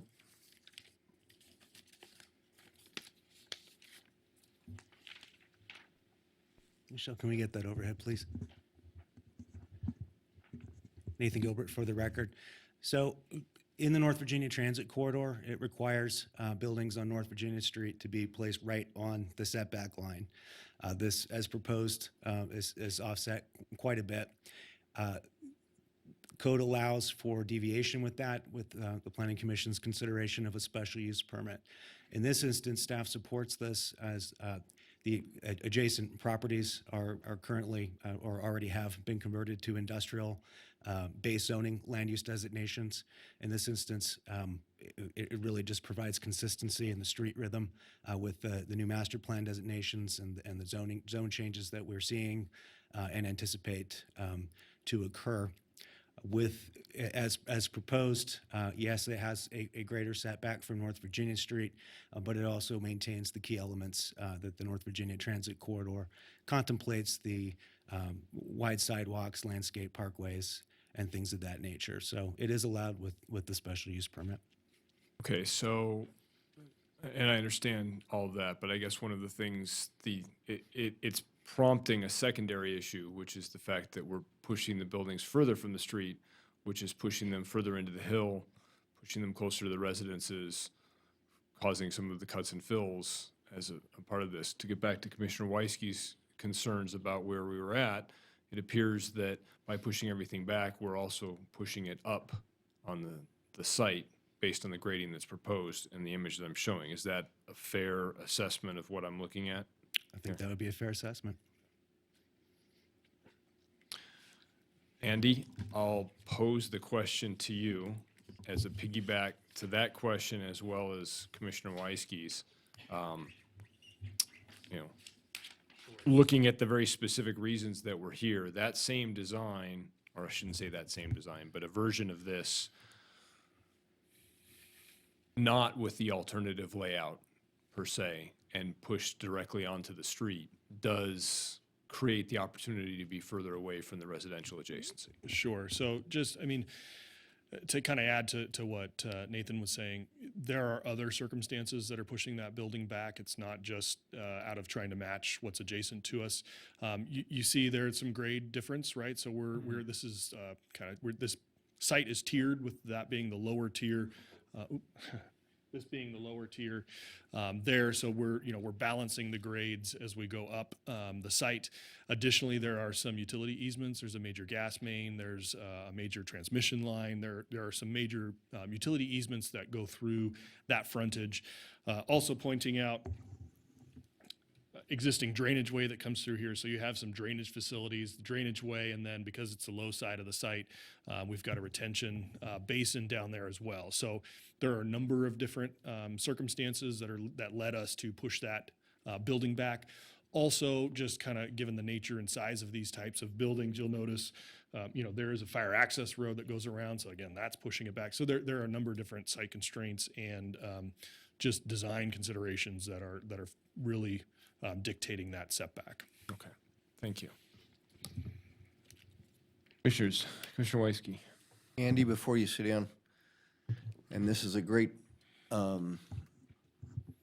photo or site plan to be looking at. You're taking the drainage ditches that are already split, and the one going to the west you are relocating.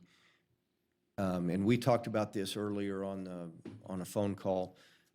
It's more of a meandering type of a drainage swale now.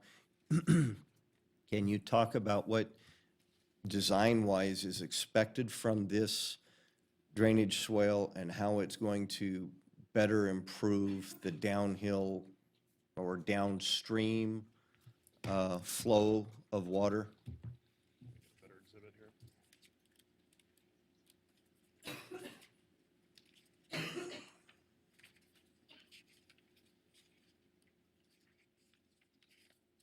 Sure, thank you. Let me pull up a better exhibit here from my presentation.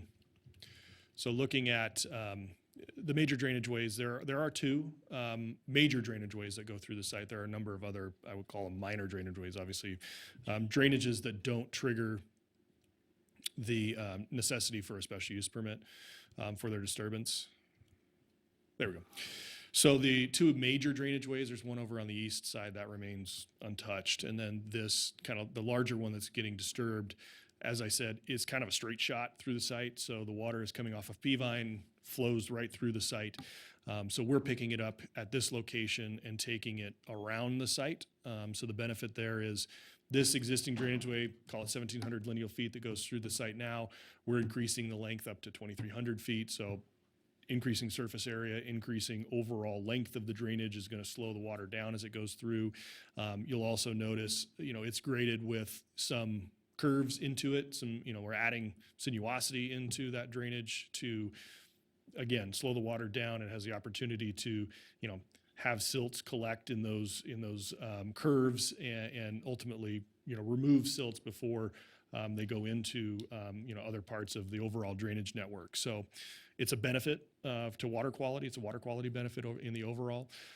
You had also mentioned there are a number of other minor drainage ways. So you'll see there's some other drainage ways that kind of go and fork through the site this way. So we've got, again, adding some length and curviness to them as they go through the site as well. Okay, thank you. Thank you, Mr. Chairman. Thank you, Commissioner. Additional questions? Mr. Commissioner Chairman, Miller. thank you. Andy, I'd like to go back to the concrete pour item, if we could, and run through a couple scenarios. If you put that schedule back up again. Yeah, you bet. And maybe just, just to add, these are hypothetical schedules that look at just kind of, don't pay attention to the dates, obviously, because construction start dates and things like that are going to change. But just to, again, the purpose of this was to demonstrate an overall time schedule for a project and when those concrete pours kind of come in and how many days and how many pours are necessary. So let's run through a scenario then. So say building A and building B are being constructed roughly the same time, since that's what we heard from the contractor. They're looking at 2 to 3 at a time. So if those buildings are being constructed simultaneously each one has a 10, you're asking for a 10-week window for each one. This is saying 6 weeks, so 10-week window with 2 days each. So you could theoretically have those two buildings being constructed with pours happening 4 days a week because of that overlap? Is that what we're talking about? No, I don't think so, because I don't think that's not how I was reading it. It was 2 days per week total, and then it's a 10-week total per building. So I guess maybe if that's a concern, that would need to be specified, that it's not 2 days for building A and 2 days for building B, I think is, so Tuesday, Wednesday on building A and Thursday, Friday on building B. Is that kind of what you're getting at? Yeah, I guess I have two concerns there. One is that we make sure that we're not having a scenario where there's 4 or 5, 6 days a week where this pour is happening during the evening time. And the other one is kind of what Nathan was talking about, was just the potential duration if they weren't being constructed at the same time, if they were staggered. So, I mean, in theory, right, you could have one that starts 10 weeks, it finishes, the next one starts, it finishes. I mean, we're looking at 60 weeks potentially. Now, that's a long time of construction. I mean, with the overlap, do we need that much time is what I'm asking. Do we need 60 total weeks, or can we compress that down a little bit? So we're looking at, 6 weeks of building with 2 days a week. Sure, and I think, so the 10 weeks obviously is coming, from building C there. That's an 8-week total anticipated pour schedule for that. The 10 weeks gives in a buffer, because our concern is, because we have requirements in there, right? We have to notify neighbors, we have to notify the city within 14 days of those pours. So we notify you 2 weeks ahead of time. A major storm comes in and that shuts it down. Is that a penalty to us? Do we lose those weeks? That's a concern. Or we get one day in and we don't get the other day. So there's obviously needs to be some flexibility in that, and that's where the additional 2 weeks, come in. That 10 weeks total allows us that flexibility. So you see where I'm going, though. I'm trying to figure out if there's going to be overlap, and we heard from the contract, the construction company, that there's going to be overlap. How can we potentially structure this condition so we're not looking at 60 total weeks? Potentially, I'm not saying that's going to happen, but potentially, is there a way to structure this condition, and maybe staff can help out, where we're not looking at so much time? And be happy to hear from Alston on this. Yeah, that's what I was going to say.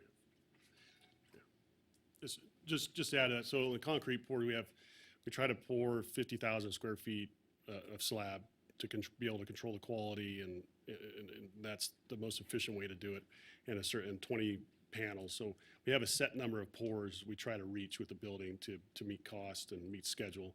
So those weeks up there are realistic weeks. So we could, instead of applying 10 weeks to each building, we could do a condition where it's based on the size of the building, specific number of pours, or specific number of weeks as it's labeled up there. Okay. And it's to try to squeeze that 60 weeks down to a lesser amount. So yeah, there obviously is a potential that the goal is that we're going to build, multiple buildings at the same time, but obviously those are market conditions change, and there is a chance that the buildings need to be built sort of sequentially or consecutively rather than simultaneously. So I think to what Brett's getting at is, if it's more palatable to the commissioners to have sort of a limitation based on the size of the building, which getting to probably there still needs to be some buffer and some wiggle room in there, but effectively what's shown on the screen, that you would have building A gets 8 weeks, building B gets 8 weeks, building C gets 10 weeks, building D gets 9 weeks. So each one kind of gets a 2-week buffer, or that's potential. Okay, that feedback's helpful. I just wanted to make sure that we had that conversation so I understood it, and then I'd be grateful to get feedback from the rest of the commission on that when it's time. Thanks. Just before I go, I do want to ask the commission, just while we have the opportunity, are there any additional questions we might have for either Mr. Flansburgh or RTC on this item? We've got them both here, and I'd like to, Andy gets to stay here as long as we want, but I want to make sure that, so not seeing appreciate the time. I just don't want you to have to wait for questions that won't be here. So with that, Commissioner Weisky, did you want to piggyback onto the discussion we had a moment ago? Yes, and so my question then was to Andy or to Brett. You know, if you're going to do 2 buildings at a time and you need 10 weeks per, then can we change the condition then to read, there's 3 10-week pour schedules. It's down to 30 weeks instead of well over a year of pours. That's going to be an inconvenience to the neighbors, and that's what this is all about. The person that has to modify is the person that's coming in, not the person that's living there. That's why it's 10 weeks. That's why staff is sitting there saying what they're saying, and that's why we implemented this with other developments. So, you know, 60 weeks is outrageous, and I can't make findings because of that. Tell you right now.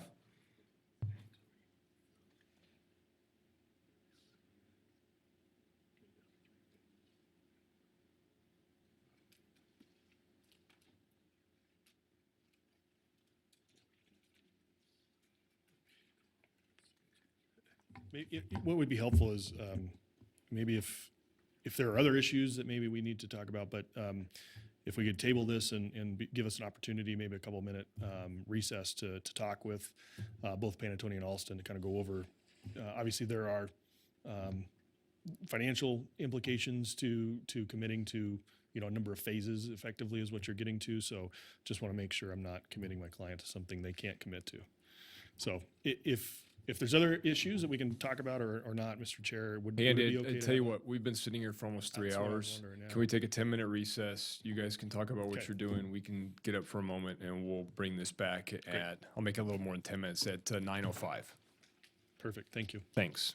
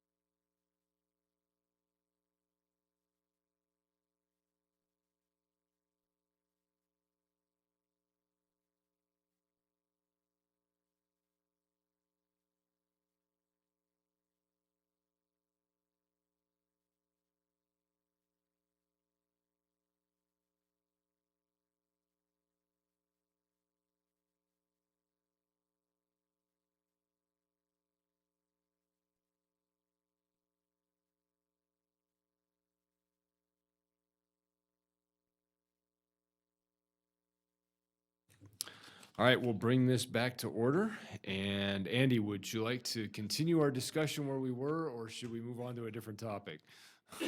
Yes, so Commissioner Weisky had questioned, just I guess maybe to paraphrase and reiterate, is there a way to compress the schedule so that it's not, I guess the worst case scenario is how we propose the condition right now, which is 10 weeks per building, so five buildings, total of 50 weeks. What we would like to propose as an alternative to that, to maybe address some of your concerns, the schedule we have shown up there now, if you add that all up, it's 31 weeks. So 31 weeks, and if we got an extra week per building just to allow for flexibility in that, and also maybe consideration for some sort of force majeure, that if, we're not penalized, obviously, that if we schedule a pour 2 weeks out and the weather stops it, or weather, stops one day and not the other, that we don't lose those days ultimately. And, those are obviously valuable in the overall construction timeframe. So feel like that's, it definitely compresses the schedule, 36 weeks, sorry. It comes down quite a bit and gives us the flexibility, but also gives more assurance to kind of what's happening for the neighbors. Thank you, Andy, and thank you to your clients. I consider that to be reasonable. And to even piggyback onto that with Andy's concern and the developer's concern about time frame, I mean, it's, Commissioner Johnson, you do represent a lot more public works projects than I do in my professional career, but I believe it's at least 1-to-1 for each weather day, maybe even 2-to-1 for a weather day in the public works contracts. It's been so long, I don't remember what it is, and you may not either. I may have just put you on the spot, but and since we let John, the client argues every weather day anyway. So, yeah, I know. That's. But if we gave them day for day or 2-to-1 on weather days, so that they could clean up, dry up, whatever they needed to for pours, for extensions, obviously they're not dealing with lights at 2 o'clock in the morning if they're trying to get frozen ground thawed out or whatever it may be, or mud off of the ground if it's rained, and those are daytime hour projects. That's not pouring concrete. So if the condition were offered up at 36 weeks like you've offered, with a 2-to-1 for each documented weather day, I mean, I don't think that would be, I know that would not be a problem for me. I got the thumbs up. That's agreeable. Okay. Andy, before you sit down, I just want to follow along with that. One of the questions that I have, and actually Commissioner Weisky bringing up some of the stuff that we've done, maybe the question that I have about this is assuming that every single pour, you've got the ability to do different times of the day, which I understand during the heat of summer, pouring at 9 o'clock in the morning does not make any sense. But in March, it does. So it seems to me, and I guess where part of my struggle is, and I appreciate where we've offered this up to this point, and I guess I also understand that 50,000 square feet is a lot of concrete. It requires quite a bit of time, and there's some extension that's there for that. But I'm also concerned that maybe we're, this is looking at worst case scenario. And I actually still have some concerns, even with the 30 some odd weeks, that, I don't think that every pour requires an extension beyond the time that's allowed for working hours. So I guess if you could speak, or if Alston could speak to the thought that, what we're looking at here is basically an extended workday every day that we're doing concrete. And I'm trying to understand why that would be the case when not every day of the year has the same constraints to it. So if there's something other than just weather, or if there's something along those lines, I'd like to hear that. Sure. There's a few variables. One has to do with temperature and weather, like we talked about, and one has to do with traffic and then supply. So residential and pretty much every other project pours concrete after 7 a.m. The demand on concrete tilt buildings, because of the amount of concrete we pour, are done prior to 7 a.m. just because of the trucks available and the amount of concrete that can be produced by those manufacturers. So just to be able to supply the jobs with concrete. Otherwise, they can't do business for other projects. The other one is traffic, and as we've talked about in the North Valleys, it's, to run their trucks, they got to be like clockwork. We got to have 10 trucks to 20 trucks an hour, depending on what type of pour we do. Going in through clockwork, going, dropping it, going back, cleaning up, getting another load, and coming back. The other is weather and temperature, which I like to bring up Jim Smith with Wood Rogers to speak to more of the chemistry of the concrete. For the record, Jim Smith, work for Wood Rogers, an engineer. Yeah, as for the concrete, like I think you alluded to, during the heat of the day, you don't want to pour the concrete, these larger pours, because of shrinkage. Shrinkage and to a lesser extent curling. So you push these pours back early in the morning with the temperature a little bit lower, and you allow the concrete actually slows down on the curing process. So it reduces the chances for shrinkage and for cracking. So that's one of the main reasons that we pour in the morning. Okay. Thank you. Sorry, to add one more thing. On a typical pour day, they're done hauling concrete by 7 a.m. It's placed on a good pour day. By 7 a.m. it's placed down.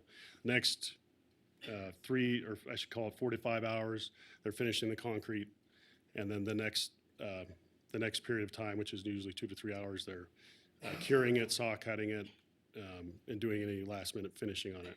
So it's a total, call it 14 to 16 hour duration, and it does impact the temperature and how fast the concrete cures or how slow it cures. But that on average is a 14 to 16 hour day. So if you can imagine, if we take the pour time and shift it to start at 7, then we start to impact the neighbors on the later in the evening. So there's a few variables at work, and that's why the kind of industry standard is to do it early morning. Thank you. Sure. Commissioners, additional questions? Commissioner Weisky. Nathan? Can you just confirm for me the line of sight again? This industrial zone property allows for what height of a building? And for the general public's information, how do we determine the height of a building from grade? So, excuse me, getting punchy up here. Nathan Gilbert for the record.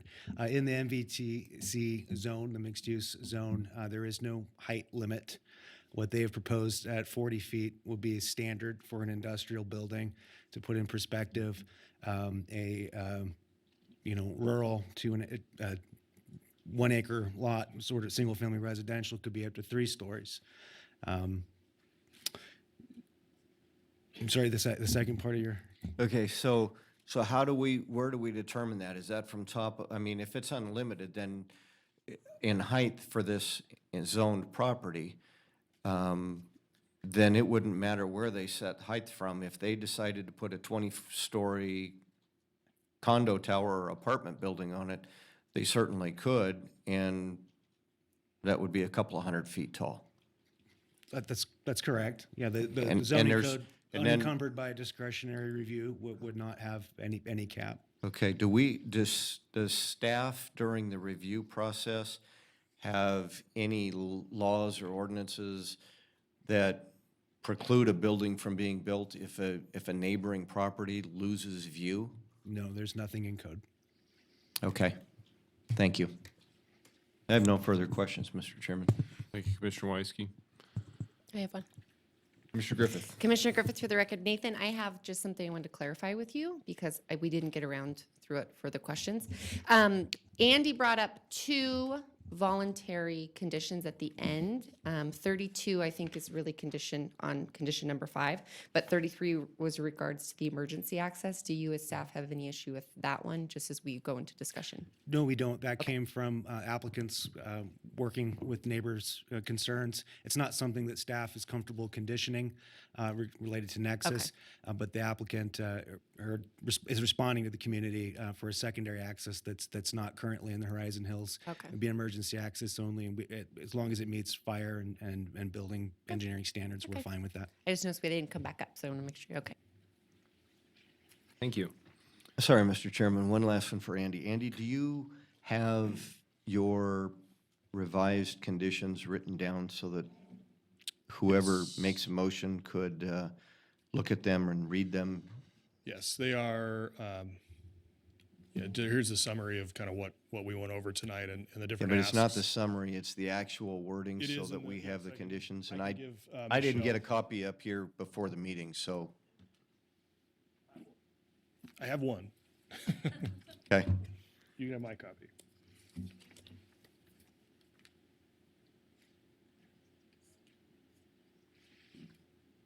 Can you, Michelle? Because I gotta.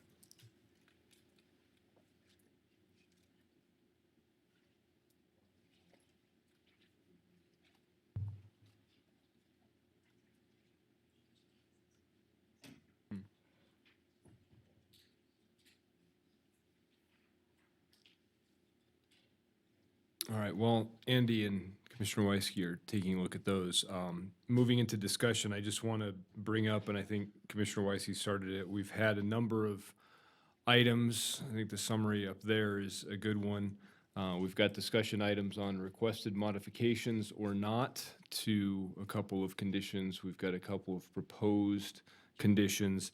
And again, we are looking at special use permit for cuts and fills, modification of a major drainage way, and the alternative building orientation. So keeping those in mind as well, obviously, as the findings that we have to make. I'd like to kind of lead off discussion with that minor bit of direction. So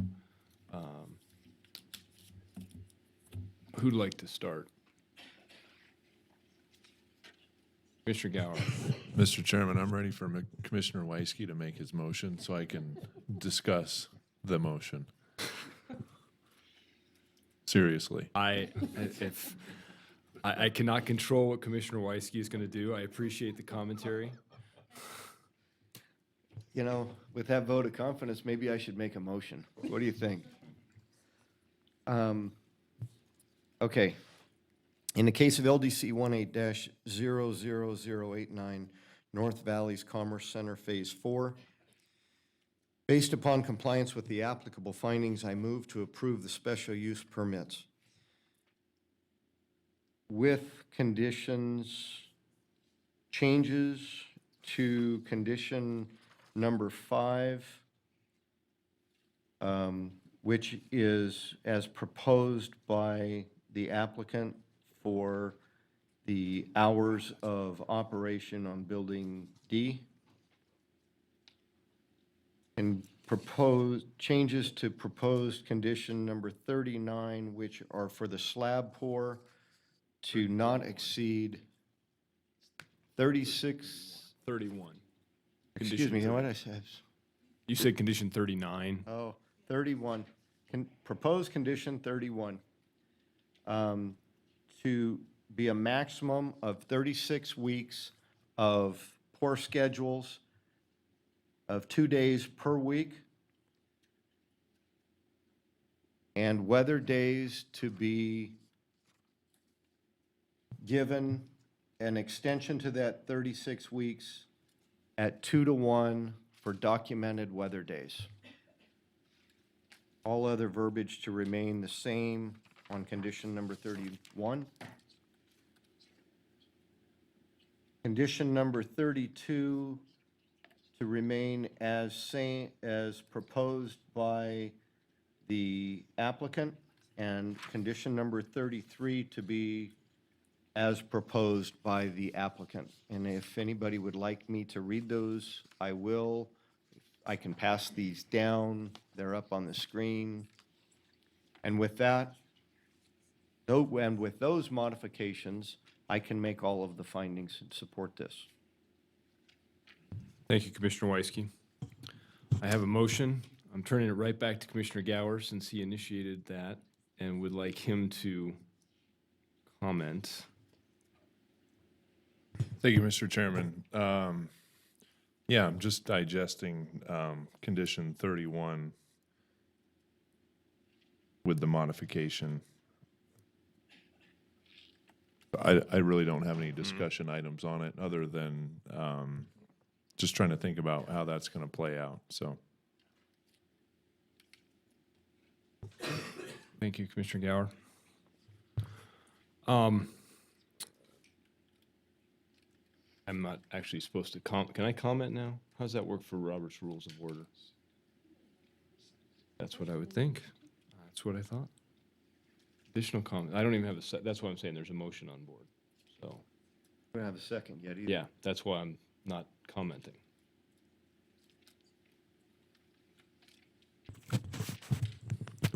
Further discussion on Commissioner Weisky's motion or a second? Commissioner Griffith, I'll second. Okay, thank you. All right, I have a motion and a second. Is there any further discussion? Okay, I'll have some discussion. This one, phase 3 was a lot easier than phase 4 for some reason. I think it's the location and the scale for the findings. I think the issue that I'm running into here goes back to the master plan and how many times we heard in the master plan direction from staff, from council, from, community about industrial space and the need for that. And that was a critical component to what we had to do. And this was one of the primary areas for that.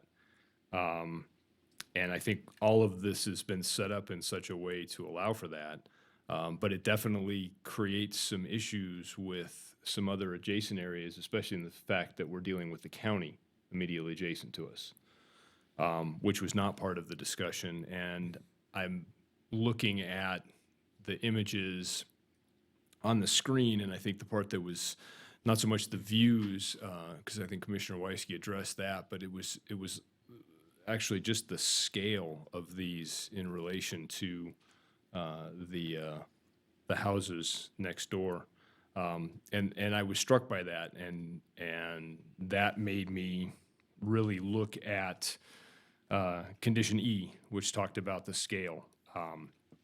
And I struggle with that, but what I'm doing in terms of being able to make that finding is going back to the fact that from a master plan standpoint, we identified, and it was alluded to on several occasions tonight, that this was zoned as industrial, and this is what we get for industrial, and this is what the master plan, which we are the ones really tasked on the front line with implementing that. And we have a project that's been brought before us that's in keeping with all of the things that we're looking for.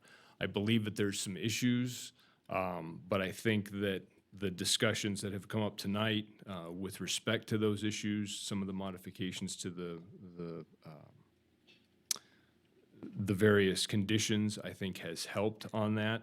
I think there's been some good discussion this evening with respect to the bigger issues, traffic, stormwater, sewer. I, again, am looking back at the master plan and what is recommended for this site based on the process that we all went through on that. So this is what comes out of that. This is what we asked for. This is where that came at. So again, nobody else was commenting. That's my comment, and that was where I was sort of wondering whether the discussion was going to go, because this is something that has some modifications that had there been less of a cut or had the site been treated differently, we wouldn't have seen this. There wouldn't have been a discussion about sewer. There wouldn't have been a discussion about concrete pour times. We're getting all of that because of the scale of this. But as was pointed out, if we wanted something that was, on the back half of this that left grading where it was and went, 15 stories tall, they could do that by right. So I think this is what we've asked for in the master plan. We have a developer that's met with staff and made modifications. So I just wanted that on the record as part of the concerns that have been raised here tonight and how that relates to what we're looking at for the findings. So thank you for listening. Commissioner Weisky, I see you, if you have additional comments on this. Thank you, Mr. Chairman. For the residents in the area, I know that, this is not an easy one. It's not for you guys. It's not an easy one for us. If there was another developer or another landowner that got a hold of this and decided to put a manufacturing facility in there or a multi-story building, as I alluded to in my questions, there could very easily be a 200-foot tall building behind your properties based upon the rights that go along with that property in the industrial zoning. That doesn't make it any easier to accept what's taking place tonight. That makes it harder even for me to make a motion tonight and to move this forward. But I find this project, with the modifications that have been made over the last several months, to be in conformance with what the industrial zoning and the future growth plans of this whole area, the city of Reno, Washoe County, that the city of Reno has a sphere of influence over, is going in. And that's why I can make these findings tonight. And I just wanted to clarify that. That and drainage were the two issues that were of a major concern of mine, and I feel this project addresses both of them very well. Drainage, at least by slowing down the flow of fast-moving water downhill, which creates more of a problem in the bottom of the valley. So I'm done. Thank you. I have a motion and a second. Commissioner Hawkins, additional comment? No, I'm Just waiting ready for me to go. call for the vote? I'm Okay. just ready to do it. I have a motion and a second. All those in favor? Aye. Aye. Opposed? Motion carries unanimously. The appeal process, any final action, not including recommendations or failure to take action by the Planning Commission, may be appealed to the Reno City Council by the applicant, the mayor, or a city council member, or any person who is aggrieved by the action or inaction. An appeal, together with fees, must be filed with the city clerk within 10 calendar days, starting on the day after written notice of the action is filed with the city clerk. And if the 10th calendar day falls on a weekend or a holiday when the clerk's office is not open, the appeal may be filed on the next business day. Okay, with that, I'm going to move on our agenda to item number 7, which is Truckee Meadows Regional Planning Liaison Report. 13th is our retreat over at the old Soto on 275 Hill Street. That's all I have. You sound excited about that. Okay. Item 8, staff announcements. Thank you. Claudia Hanson, Planning Manager. At the August 22nd City Council meeting, the annexation of the Riverbend Garden Nursery was approved. That is out in Verdi across from West Meadows. And I think I anticipate you've seen a special use permit associated with that for nursery out in that area. Annexation for Sierra Manor was approved. The Valley Road Master Plan Amendment was approved.